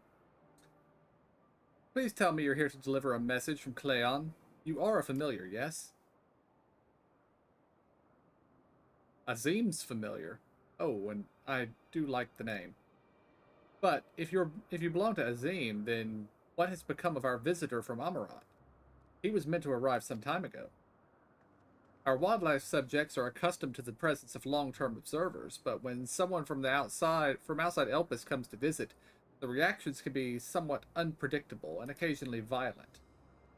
Would you be so kind as to track down Cleon and see that no harm has befallen him? Visitors don't wear masks, so he should be easy to spot. And if you do happen to find him in the process of being mauled, you have my permission to terminate the offending subject. Safety first.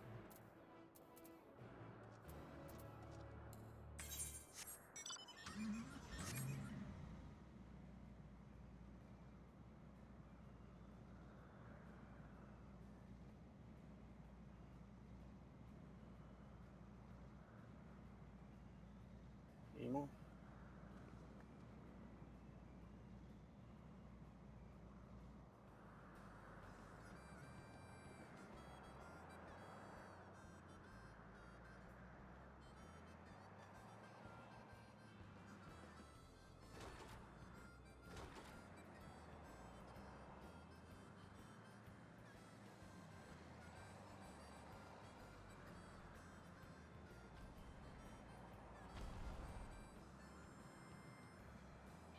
Somehow I missed the Minotaurs previously. And they're huge. So. Mm-hmm.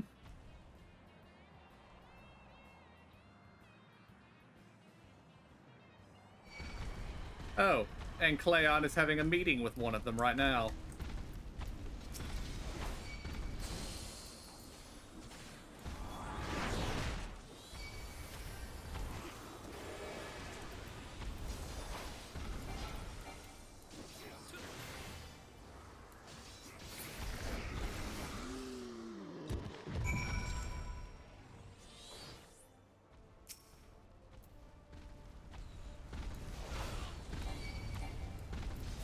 This one couldn't make up its mind what it wanted to do.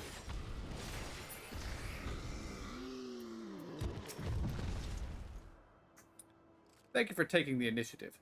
I wasn't sure about the etiquette of destroying a creature under observation. I am Cleon, recently arrived from Amarat.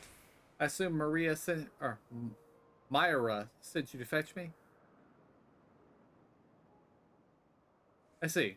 Well, we had best not keep her waiting any longer. Fear not, I will avoid upsetting any more of the local inhabitants.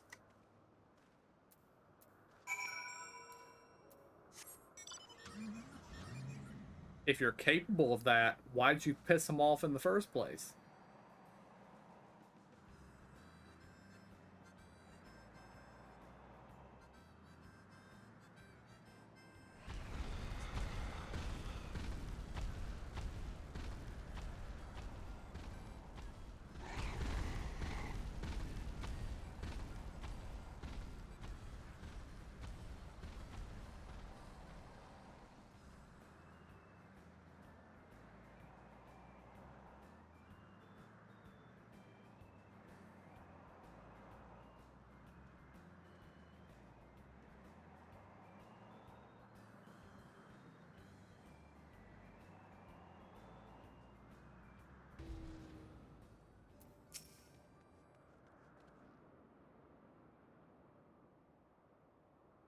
Thank you for seeing to the safety of our guest.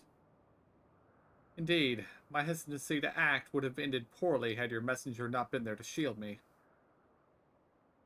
And I'm certainly glad that he was. Now, shall we proceed to the business of the day? I believe you had some concerns regarding your personal creations.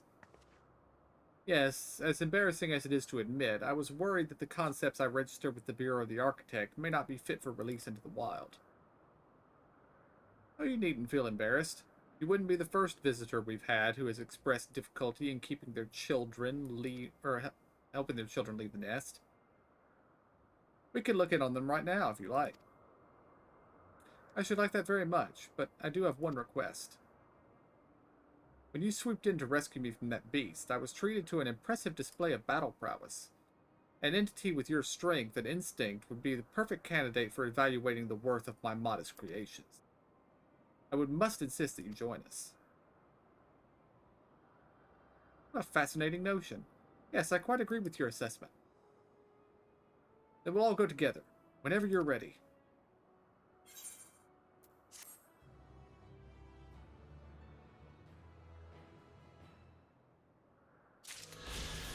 Whenever I'm ready is when I feel like doing non-unlock quests.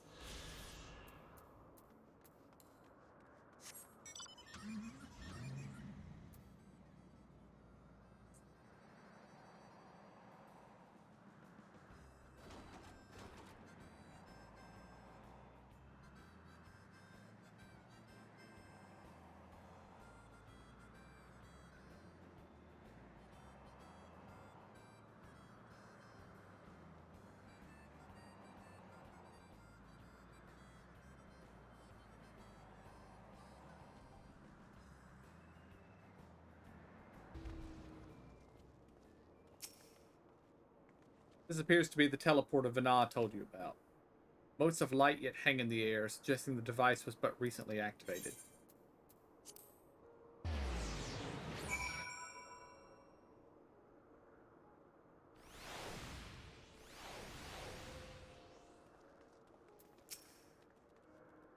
Ah, good. The Naeus acknowledged you as my guest. You should now have the authority to use it as you wish. As for the way to Thesis Hibernia, we follow this path, then turn left at the crossroads.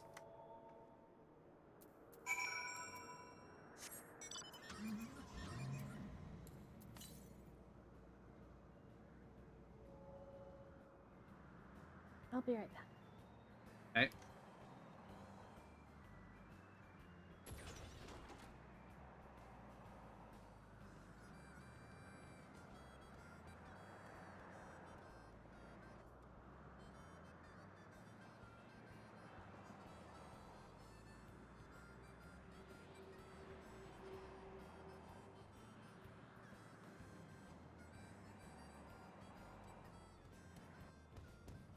Emo. On top of the arch. Oh, yeah.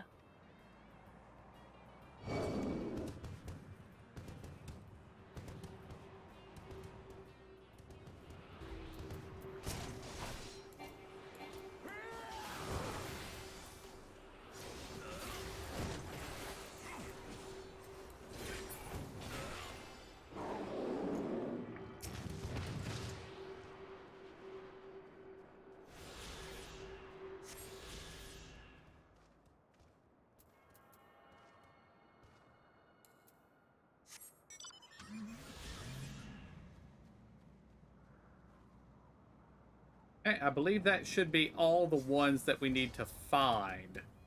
There's one more quest one to get.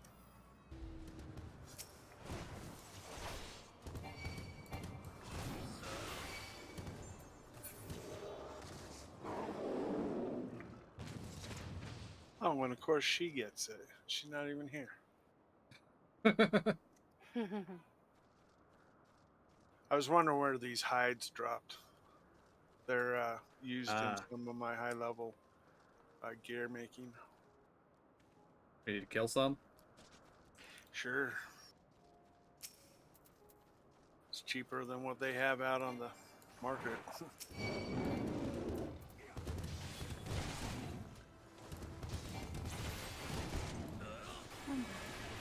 Welcome back. Welcome back.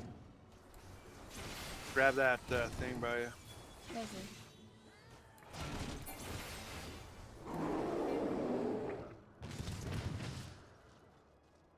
Bummer. That's why they're so expensive. They don't drop. Except for Zora while she's AFK. Uh-huh. That's the key. Somebody's killing it while you're AFK.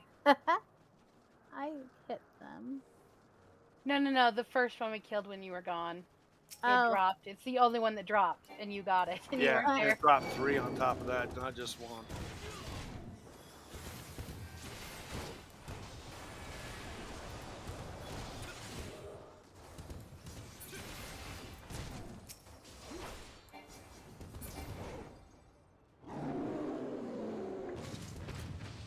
Oh well, I'll get them later. Okay. Just I know where they're at now, so that's just as good. And we can get to them. Oh look, it's Shiro. I wonder if she's actually at the same spot in the MSQ as we are. Maybe.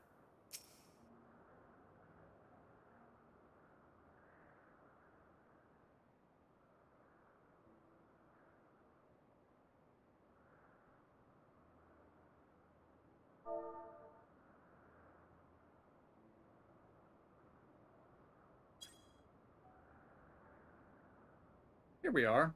The grandest research facility in Elpis.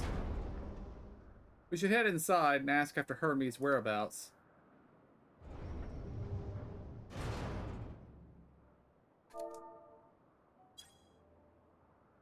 Hermes is at another facility?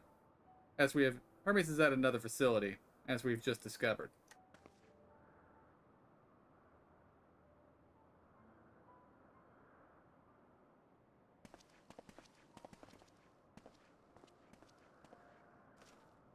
Furthermore, we've confirmed that his studies into Dynamis, as well as his creation Meteon, were entirely private pursuits. No one else we spoke with has appeared to possess the chief's depth of knowledge on the subject, and neither did we. Neither did we hear any tales of stolen research. Which means that if Hermes himself harbors no desire to bring down an apocalypse, then he might be recruited to help prevent one. or so saith the illustrious Emmett Selk.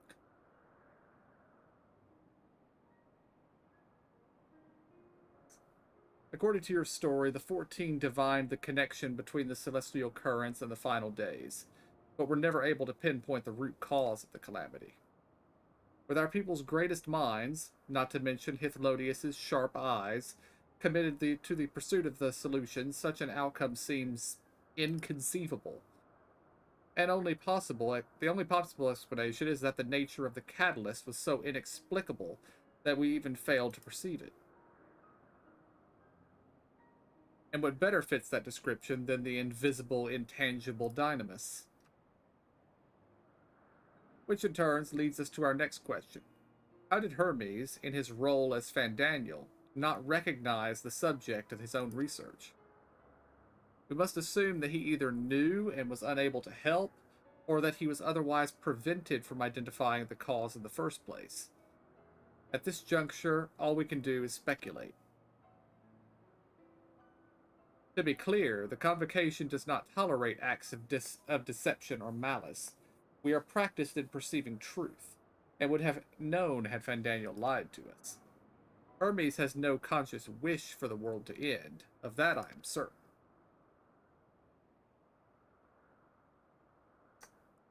It seems there is more to the tale after all.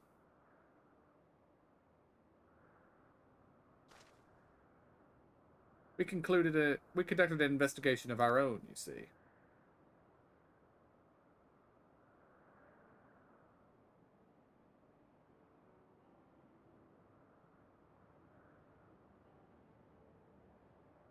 How comforting. We seem to have reached the exact same conclusion. I see no reason to delay further. 'Tis time we brought Hermes into the fold, as it. And go with option 1.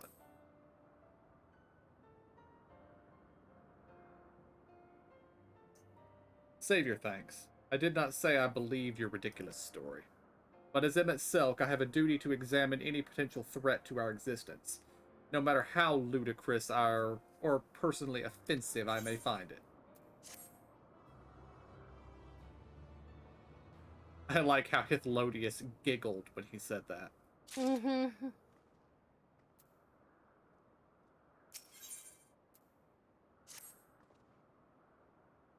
I think the time for leisurely exploration is past, but might have a moment to adjust my vision.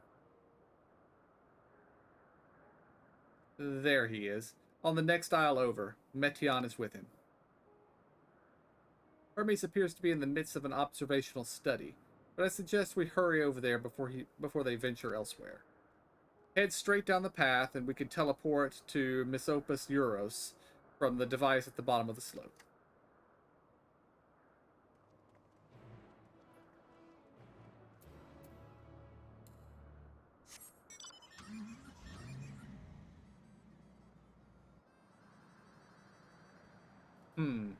Another theory. Supposedly he's going to be sending Mettion out to learn something, and someday she will come back. Maybe she is the final days.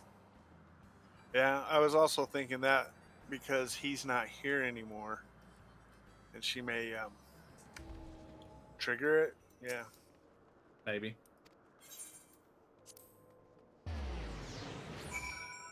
Almost kind of Star Trek, the first one, Voyager.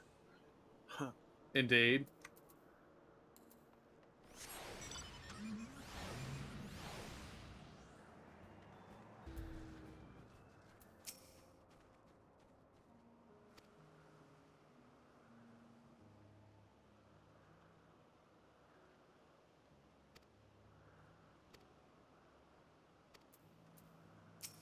Alright, Emmett Selk's being snide, so I'm going to see what he has to say. What, you expect me to praise you on your progress? On the contrary, I'm simply surprised you made it this far. Then again, even with you slowing her down, there is no denying that Vana is an accomplished researcher. Her wealth of wisdom and experience is unmatched, and her achievements in creation magics, in any field, frankly, are nothing short of extraordinary. though the singular brilliance which sets her apart can make her motives somewhat impenetrable at times. As her student and successor puts it, she is a force of nature, at once so close and at the same time so very distant.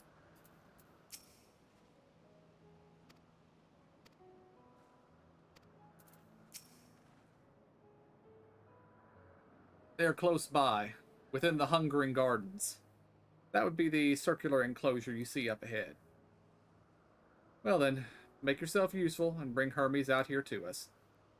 If I were to go, he would assume I was only here to press him on the Fandaniel matter. Of all us present, you stand the best chance of convincing him to put aside his work for them. But the creations in there are not exactly... Then again, perhaps you can handle them. He did survive a bout with Vana, after all. Off you go to find Hermes, but do be prepared to come to blows with the garden's denizens.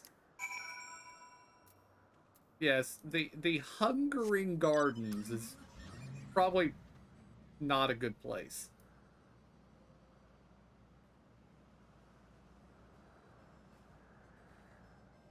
Think the plants are going to try to eat us? Maybe.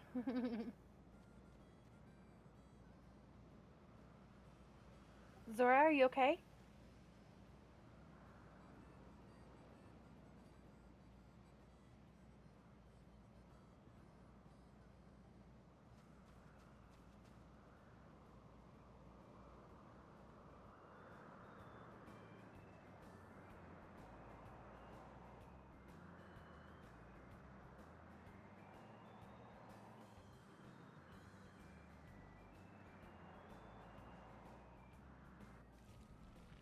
Well, that is an absolutely terrible thing.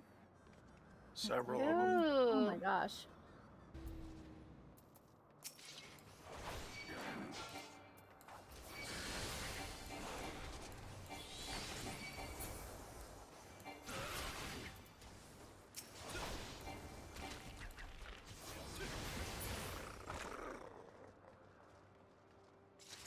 Okay, that was a good ability name. The little tiny thing didn't have bad breath. It had worse breath.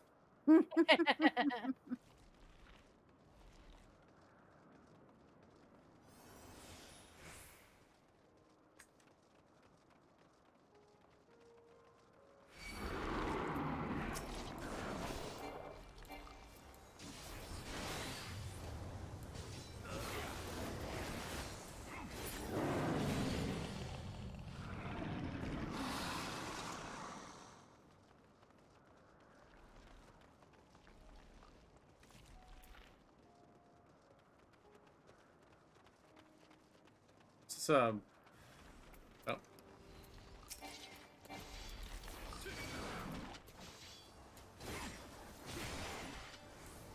I just noticed there's a blue exclamation point back by the entrance. I wonder if we were supposed to start something. Probably.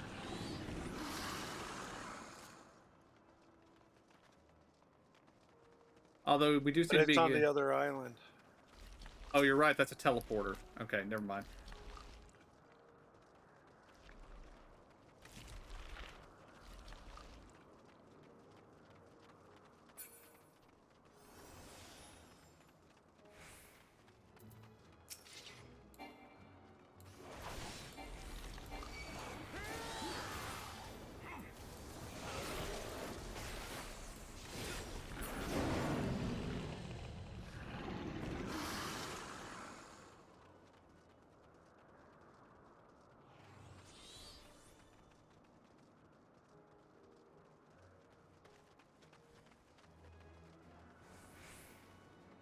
Over here. Here, yeah, I was gonna say here he is.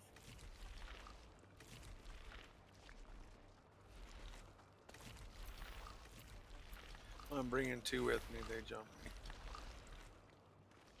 They Oh, decided to okay. stop chasing you. Nice. What are you doing here? Thought you were keeping Hithlodius and Elmet Selp company. An important matter, and unrelated to my decision on Fandaniel, you say? Then yes, I will come, as soon as my work here is finished. It will not be long, I promise, but you should really wait outside the garden with the others. This is no place for idle exploration.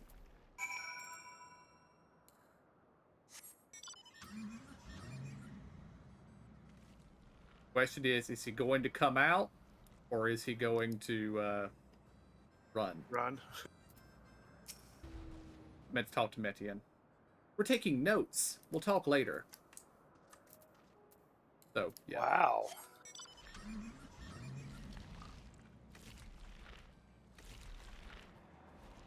Don't know about you all, but that sounds a little. No, Leave me I don't alone. think. I think she was just nice, like excited. Mm-hmm. I agree.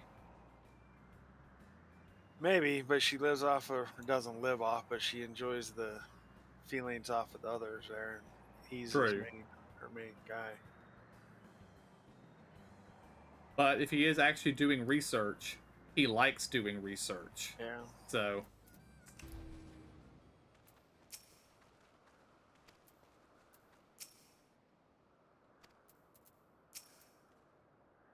We spoke with Hermes then. And we're briefly entangled with the denizens of the Hungering Gardens as well. I say, I see, or as I should say, smell. I cannot speak for certain convocation members, but I for one am impressed with your fortitude. Well done indeed. Now that you've convinced Hermes to confer with us, let us pray that things will soon take a turn for the better. For as fascinating as it would be to meet the Emmett Selk who would recreate Amaro in the depths of the ocean, I think it best for all concerned if the tragic events never come to pass. Be it in our future or your past, assuming yours is not truly written in stone, naive hope that is.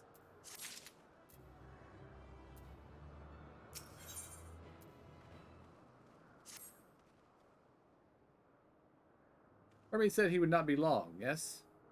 Then we shall wait here until he emerges.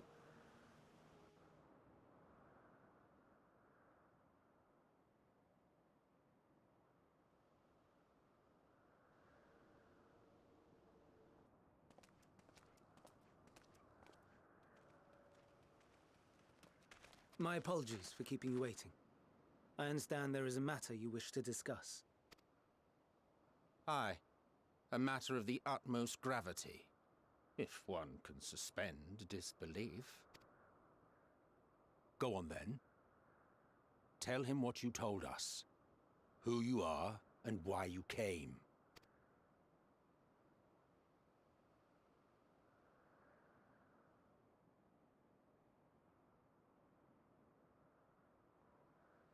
The final days.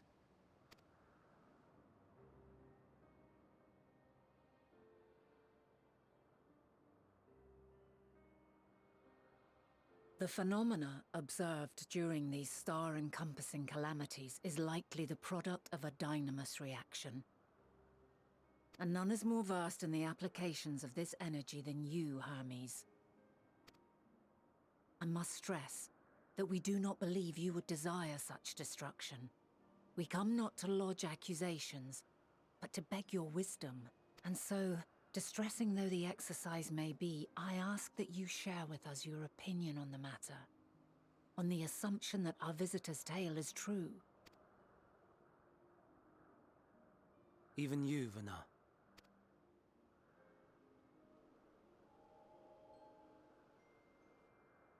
As you say, the phenomena observed in the two calamities may both be attributed to dynamis. Of note is the difference in its effect. In the first final days, it warped creation magics. In the second, it warped the people themselves. The key variable, I suspect, is the etheric density of the men of each age. As you know, ether, in essence, negates dynamis. Harboring high concentrations of ether, we ancients cannot readily manipulate dynamis, nor be manipulated by it. Therefore, rather than ourselves, the calamity affected our magics. In contrast, having been sundered, The people of the future are composed of but a fraction of our ether. Thus are they susceptible to the influence of Dynamis and its transformative potential. But that would explain only the mechanism, not the cause. Though perhaps... What is it? Even should it be a hypothesis, we would hear it. Dynamis is an energy put in motion by feelings. Feelings for which there must first exist a source. A source to which the victims must be attuned. One that harbors the selfsame negative emotions. Elsewise it could not be the agent of such extreme change. So it wasn't the stagnation of the celestial currents. Someone, or something, is instigating the star's demise. So, we've a villain on our hands after all. Any idea who or what it could be? The celestial currents comprise the outermost layer of the star's ether, encasing it like a protective sphere. According to your tale, it was where the currents were weakest that the phenomena first manifested. If the inciting factor came from without Aetheris, then its effects would first be seen in those locations.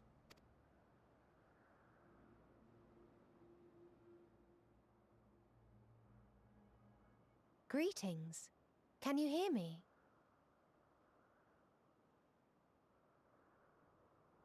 Do not be alarmed. I mean you no harm.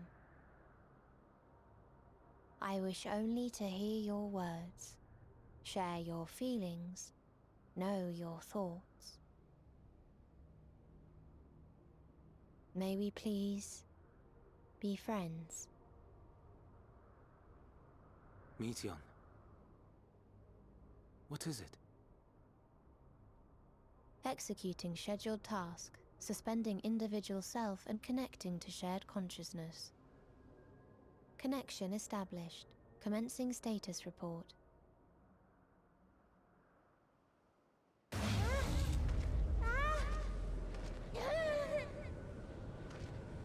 It hurts, it hurts! It hurts!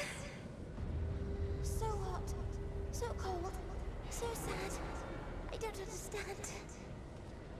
Make it stop. Please, make it stop. Steady, Meteion. Steady. So scared, so lonely. The pain, it's too much. Why? Why do we? They hurt. Hate.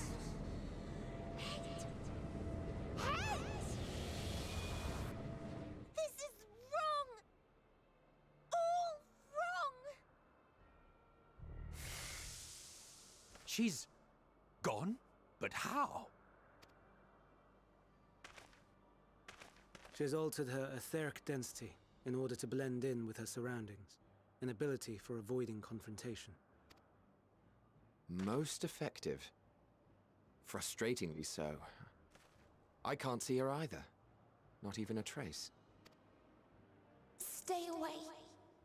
Please. This is wrong. My mistake. So please. Are you all right?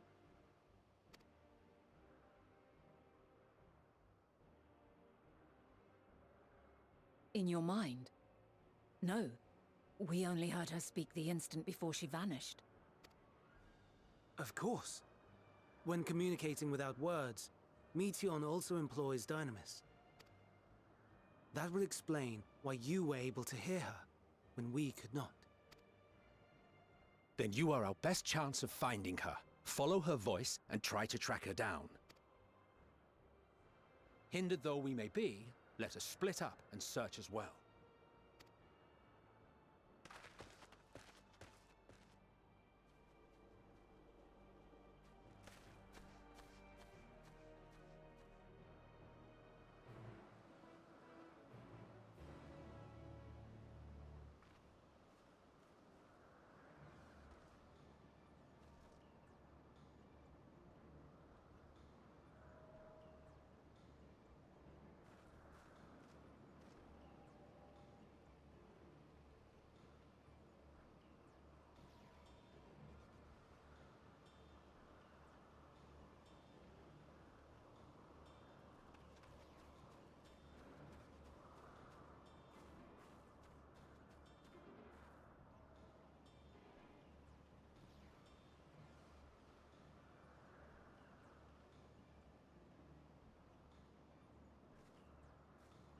Well, I say it's safe to assume they found something. Mm-hmm. The blood from the eyes is so creepy. Mm-hmm.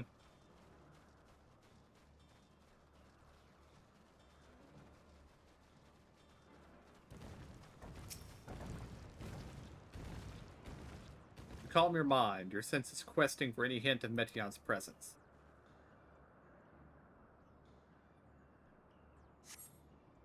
But you fail to hear her voice. She must be elsewhere.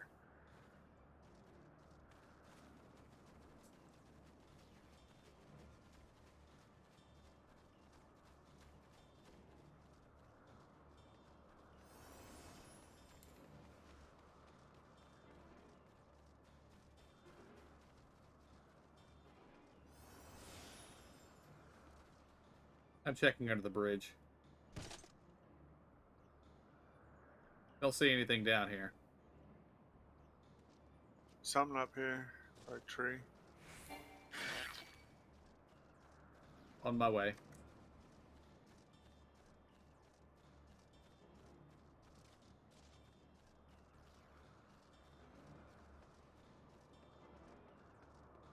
Well, that is, of course, assuming I can find my way back up. You could have keep on going under the bridge and come around. Yeah, I'm heading that way.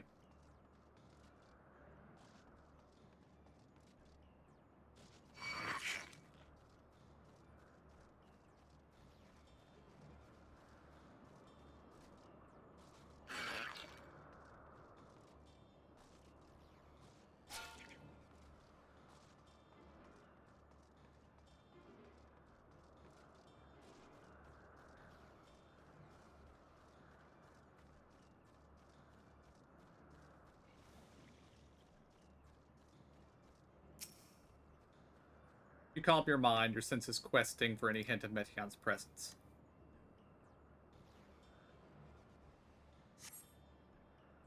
It seeps into my mind. Our voices, reporting. No, Hermes mustn't hear them. I have to run, to hide. Meteon's anguished voice grows distant as the source seems to flee down the slope.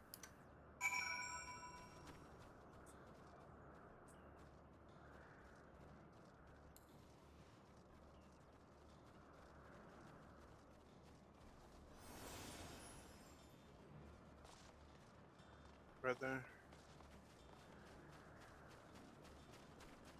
Guess that wasn't very descriptive. Not really, no.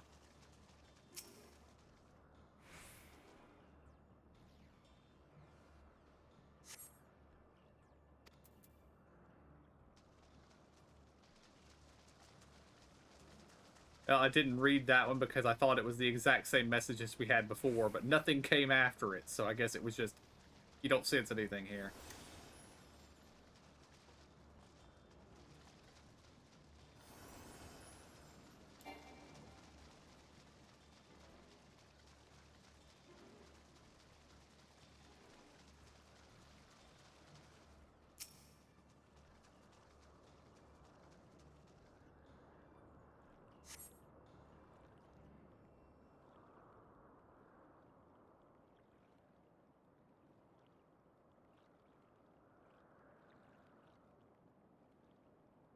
Greetings, salutations.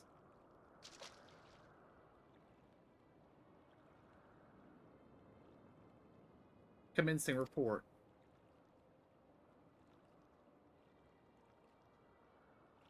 Oh no. We can't tell them that. We must run. Run far away.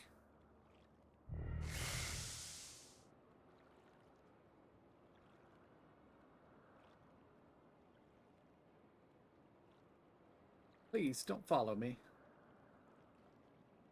Meteon's anguished voice fades as you sense she's climbing to the top of the ridge.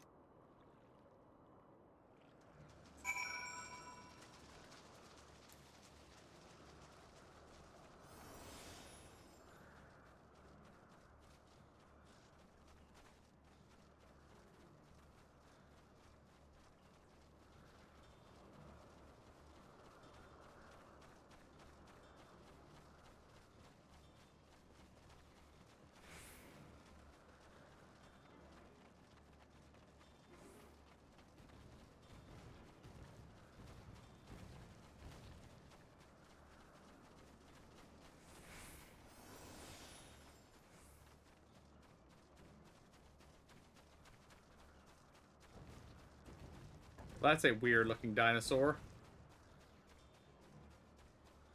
The dinosaur made of plants.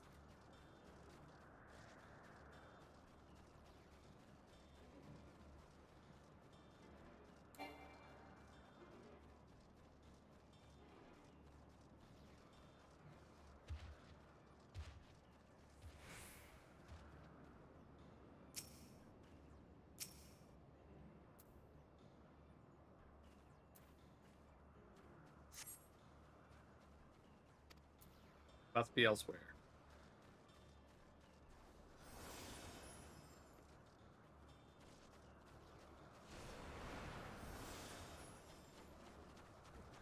Want to do the fate while we're here? Sure. It's almost over.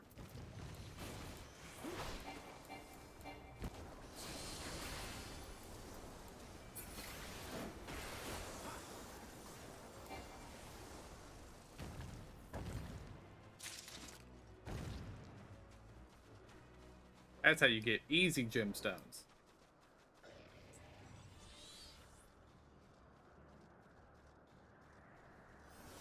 XP. What's this XP? No Over need for here, right behind Emmett Felt. Well, there's one over here too behind the tree. Okay, all right. We'll check ours over here, see if it's anything.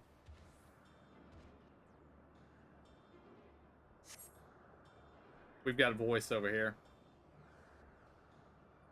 How? How did it come to this? Is this the reason we traveled to the stars? Why we sought out other life forms? Is this it? Is this the answer? No, it cannot be. It cannot be. Metion's anguished voice drifts away to the south.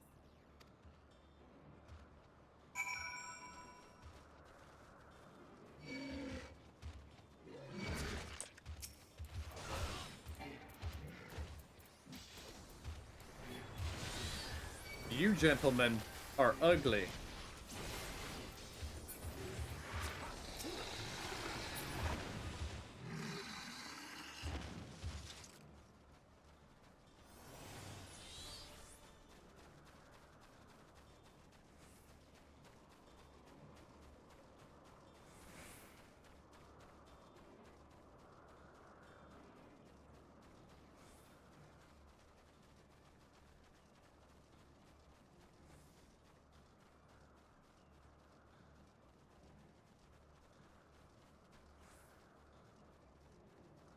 I've got one over here.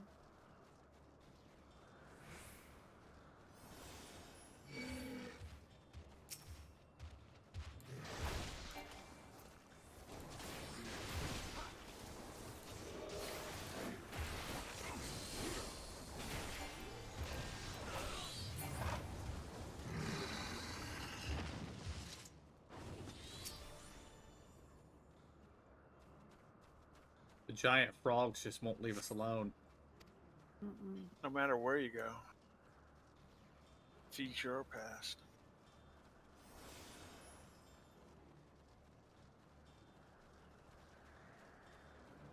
Oh, there's one over here.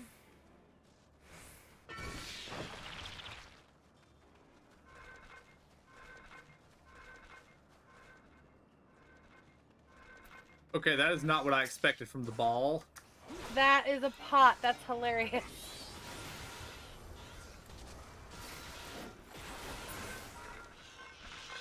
That is weird.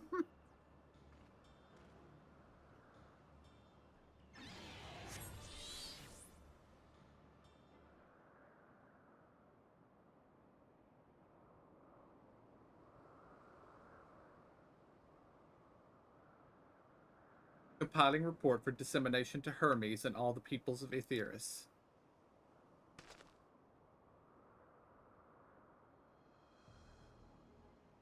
Processing expedition data, preparing profiles on intelligent civilizations, formulating answers to the question, finalizing report. No, you mustn't listen.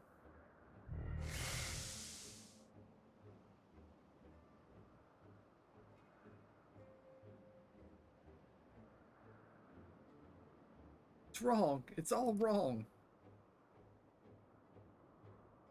Metion's anguished voice flees toward the lake. Any sign of Metion? Yeah, I've been chasing her for the last 15 minutes. Panicked and confused, which will make it all the more difficult to predict her movements. Hermes, what do you make of this situation? The Metia are linked to a single mind, a shared consciousness which connects them across any distance. I suspect something has happened which disrupted its usual harmony. How might we access this shared consciousness of theirs? Much as you would approach any sentient being, directly.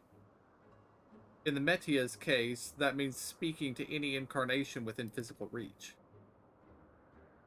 So unless we can track down the Metion we just lost, we have no means to communicate with them. No way of knowing what befell her sisters. No way to provide directions or guidance. Then we had best set our musings aside and concentrate on how we might find her.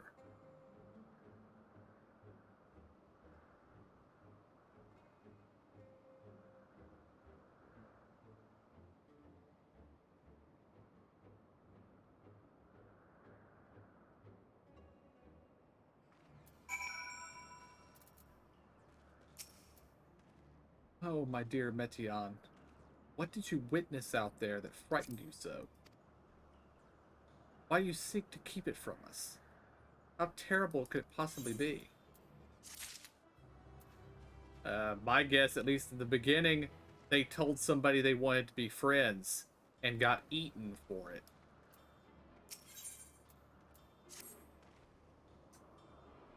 Correct me if I'm wrong, but Metion renders herself invisible by matching her etheric density to that of her surroundings, does she not?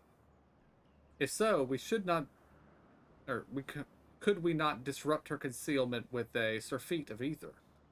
Much how Emmett Selk solidified your presence when we first met you.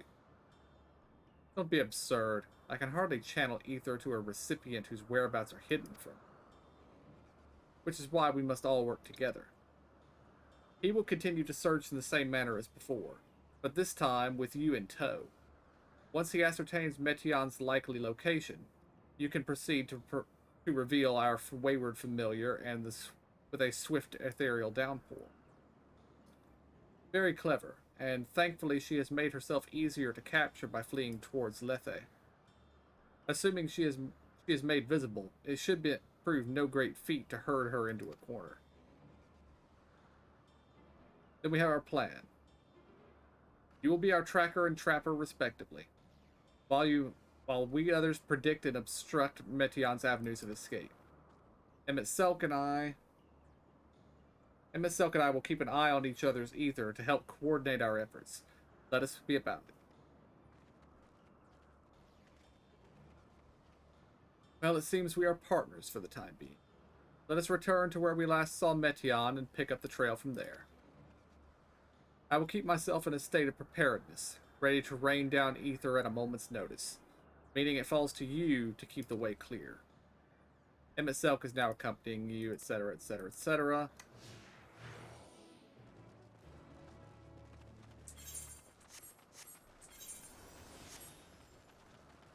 Oh, I thought they meant back the way to the other lake. This is a much different lake.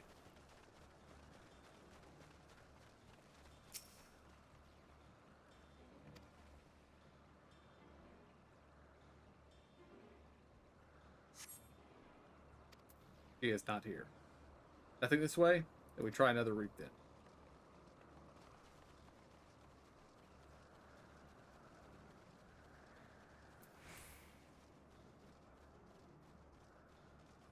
This circle's There it much is. smaller than the others. It's to the left. Keep going straight where this way. Ah. I just barely saw it.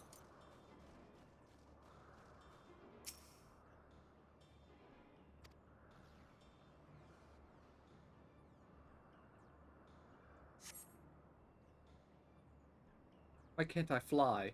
Are my functions being restricted? Hide. Yes, I must have to hide. Then, where no one can find me. Metion's anguished voice heads towards the water's edge. He went into the lake. If this wasn't tiresome enough. Well, at least the open expanse should make her easier to find. We won't lose her this time. Oh, we've got a speech bubble here.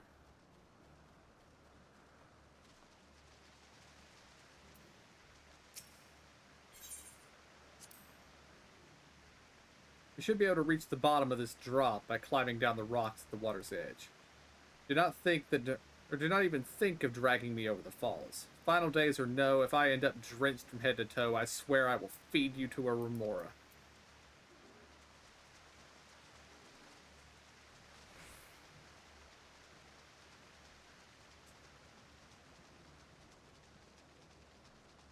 Zora's in This water's trouble. pretty. Hmm? This water is pretty. Yep. Zora's in trouble because I seen her go over the edge.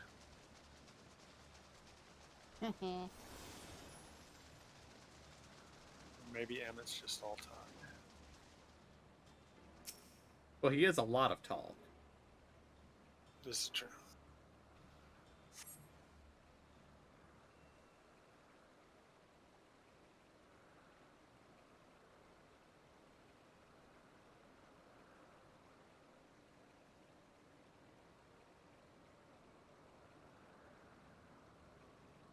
Not here. I'm not here. Please.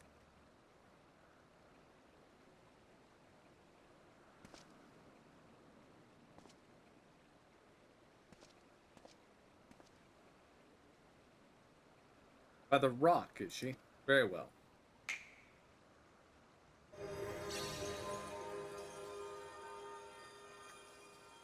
What? Why can't I hide?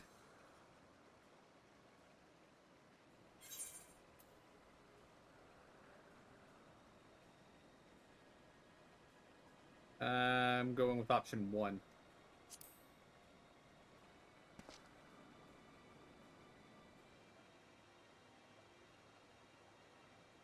What are you saying? Everything is so faint. Sorry, I'm not strong enough. Stay away, I'm begging you. Don't make me say it. We'll break him. His poor, fragile heart.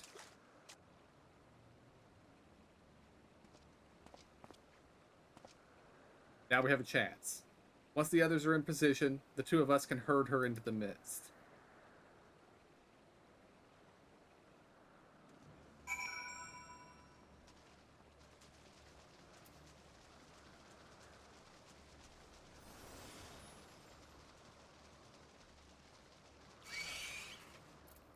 Oh look, it's Remora. I think these things would have trouble eating me in itself.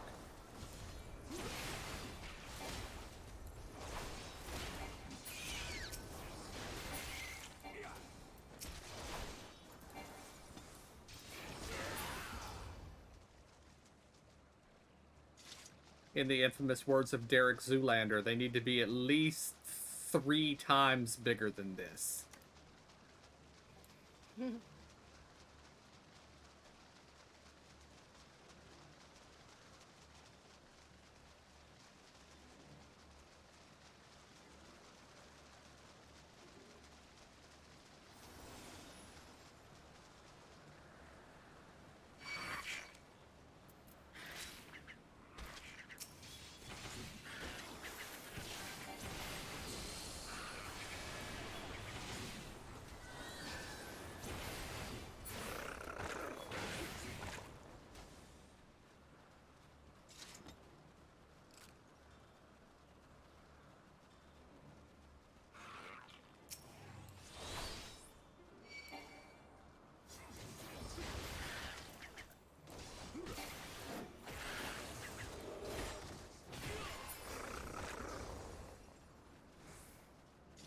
I've got a chat point over here.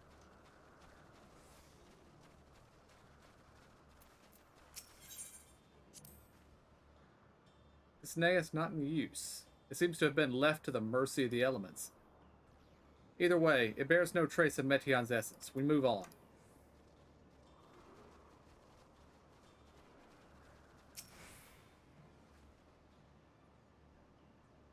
chances that it's about to have a trace of Meteion's essence? Maybe.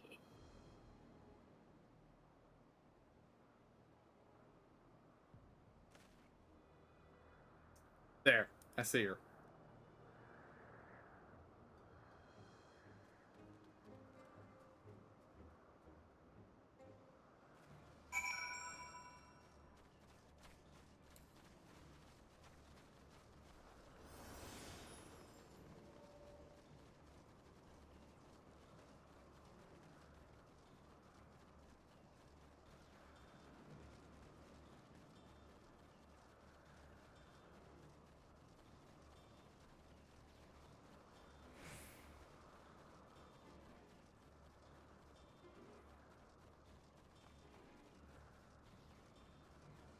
Down here.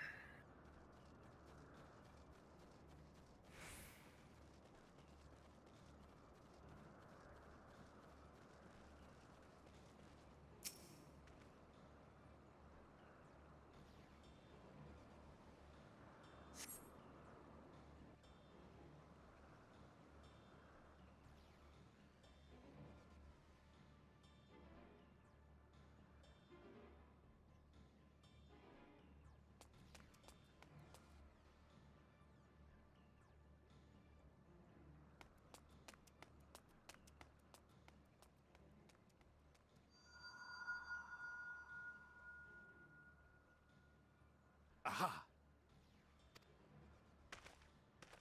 Give chase. We shall herd her into the shelter.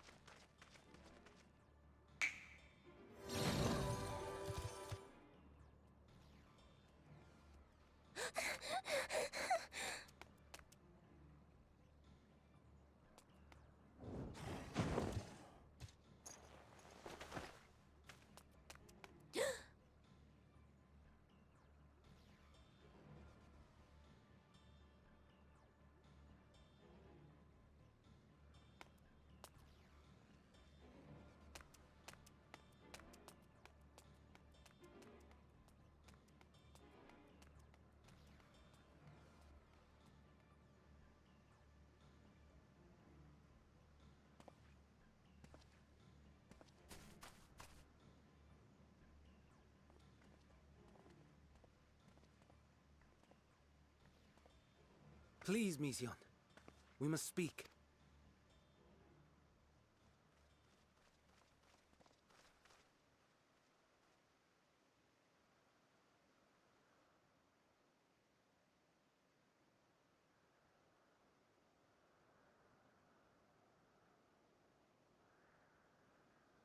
I'm sorry, Hermes. I'm so sorry.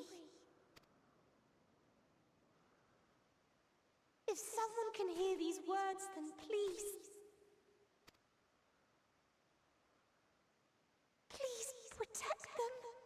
Protect them all.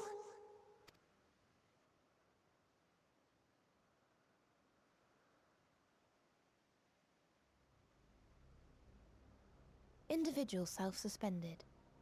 Connection with shared consciousness stable. Our survey is complete. We shall now report our findings.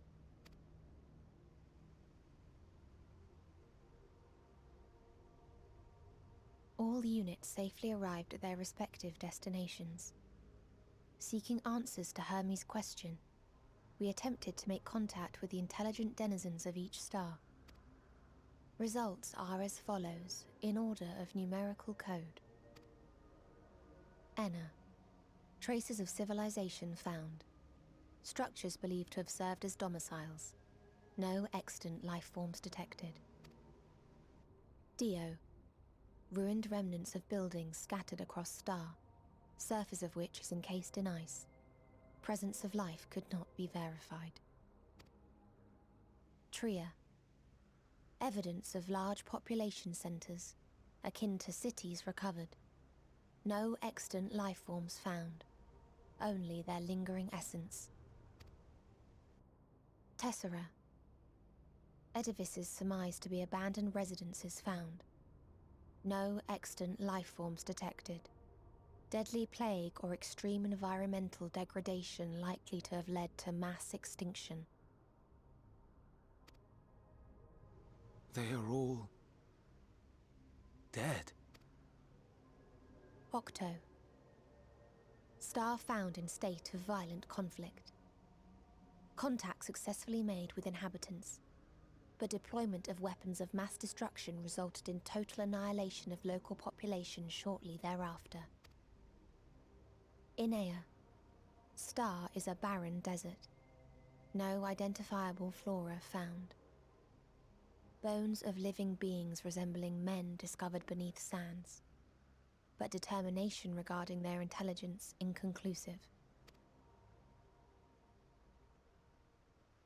Remind me, Hermes, what exactly was the question you entrusted to Meteon? I tasked her with asking what others live for. What gives their lives meaning. Did you consider what may happen if the premise of the question is flawed? To be able to answer it, one must be living and desire to continue doing so. But if Meteon finds no living beings in the course of her journey, or none who desire to live, what then? What answers would she derive from their silence?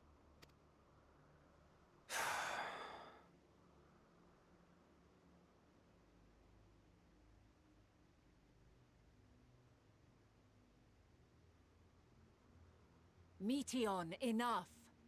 Suspend your mission and return hither at once. Decapente.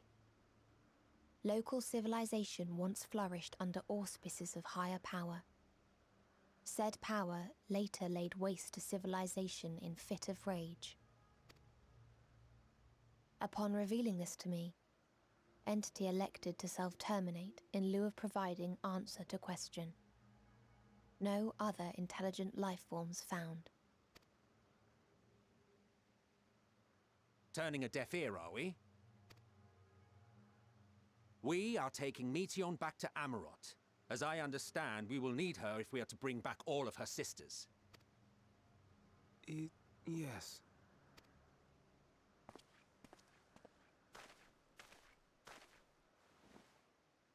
Meteon.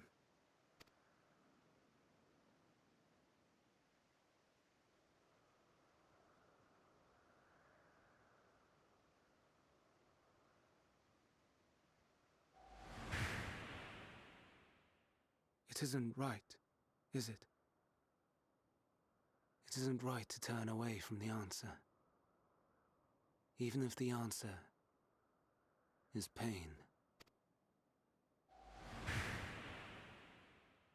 Even if we aberrations must scream ourselves hoarse to be heard.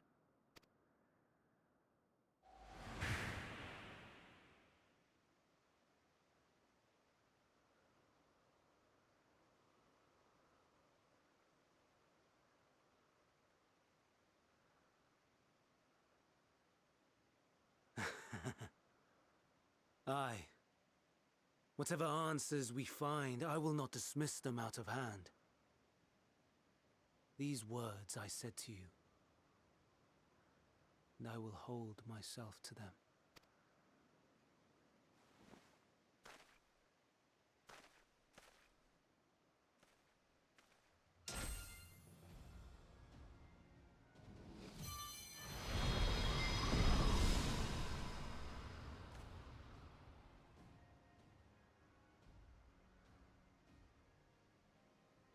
What is the meaning of this?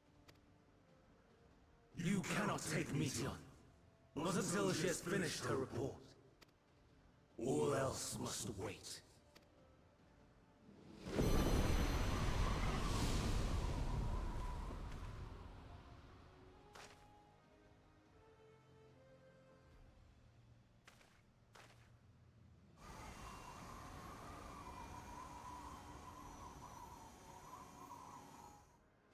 You fool!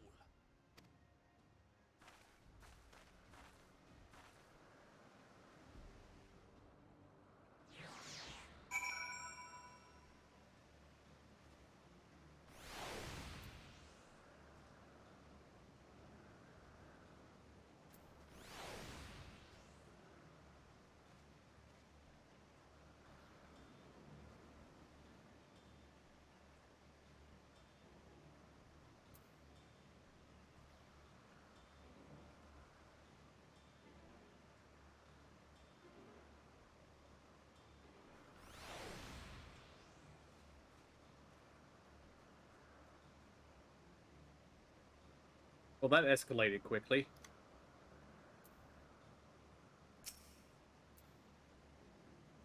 Why, Hermes? Why could you not leave well enough alone? These answers assuage the pain you feel when the creation is returned to ether. Had you never cast your accursed question to the distant stars, you may have one day learned to be at peace with upon this.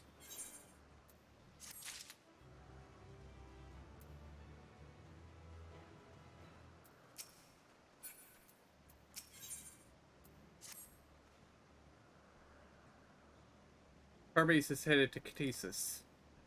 Considering the expansive dimensions of the place, even we may have difficult time locating his ether. All I can say is that he entered from the rooftop, and likely arrived at the utmost point in the facility. Do we pursue him? Of course we pursue him. No matter what Hermes might be thinking, Meteon is a potential threat that needs to be brought under our control. The Convocation's duty to safeguard the star takes precedence over any personal stake in the matter. Vanah? It is clear we stand on a precipice, but we have yet to determine beyond a shadow of a doubt that Meteon is the hand which tips us over the edge. Nevertheless, if we are to learn the truth of the final days, we must give chase. And even if neither Hermes nor Meteon is ultimately responsible, we cannot leave them to suffer this torment alone. Agreed on all counts. To Ctesis Hibernia we go.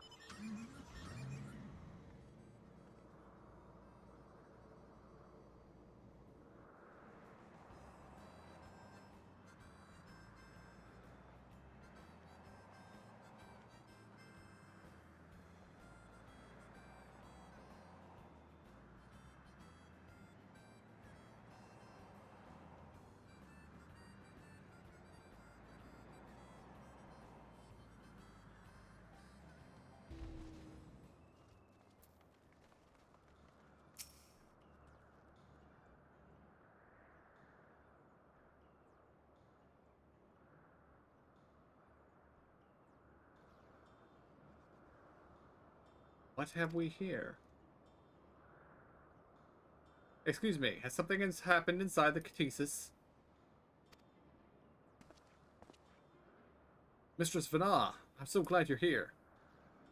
No one knows what prompted it, but the alarm was sounded and Ctesis put into a state of alert. Procedure dictated that we evacuate immediately, and we have yet to investigate further. This is Hermes' doing, obviously. And what does this state of alert entail exactly? A field of dampening magic is draped over the entire facility, usually in response to escaped entities and all. These scholars and observers are unaffected, but everything and everyone else is weakened to a fraction of their usual capacity. Then consider us forewarned. We do, however, have urgent business with Chief Hermes, and must enter the premises regardless.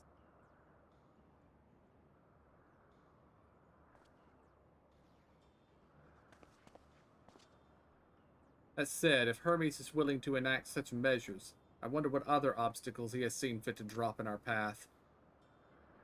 With that enfeebling spell in place, we're not like to be at our fighting best. And I was hardly an effective combatant to begin with. I've little to offer beyond my ethereal vision. Then you will put that talent of yours to good use. You were fairly skilled at spotting weaknesses, if I recall. Fairly skilled? Now you've gone and raised everyone's expectations. You all need only make the most of your strengths, and I will fill in the gaps as required. I was once Azim, after all. It was my job to rise to the occasion, be that as a defender, aggressor, or healer. I feel better about my lack of prowess already. And you, Emmett Selk, can impress us with your arcane majesty. You lob potent spells as easily as breathing, but can also channel that power in a protective manner if you so choose, yes? Well, yes. Should the situation call for it. Excellent. That should cover us on all counts.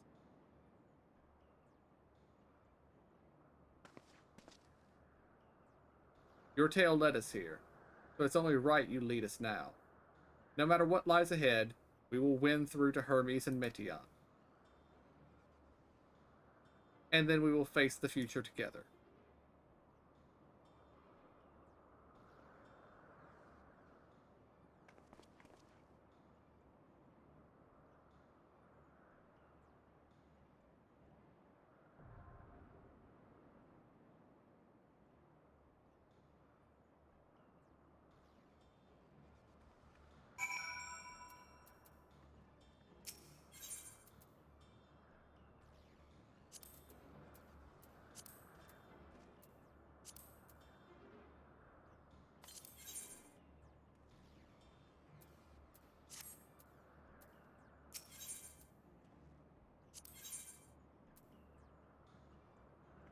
And yeah, it looks like Emmett Selk can be a DPS or a tank. And Vana can be anything. And Ithlodius can just be a DPS. Interesting. But I don't think we have time to run a dungeon tonight. Dungeons usually take, 45 minutes to an hour, including all the cutscenes. Okay. And it's 11:30 here, so I think we'll No probably problem. just call it early for tonight and do the dungeon tomorrow. That Sounds sounds good. good. All right, just a second, I'll wind down the stream. All right, guys, we're going to call it here. Don't really have time to do the dungeon tonight, but we'll be back tomorrow and we'll knock this thing out. So until then, I want to thank y'all for joining me. I hope y'all enjoyed it. I'll see y'all next time, and have a good night.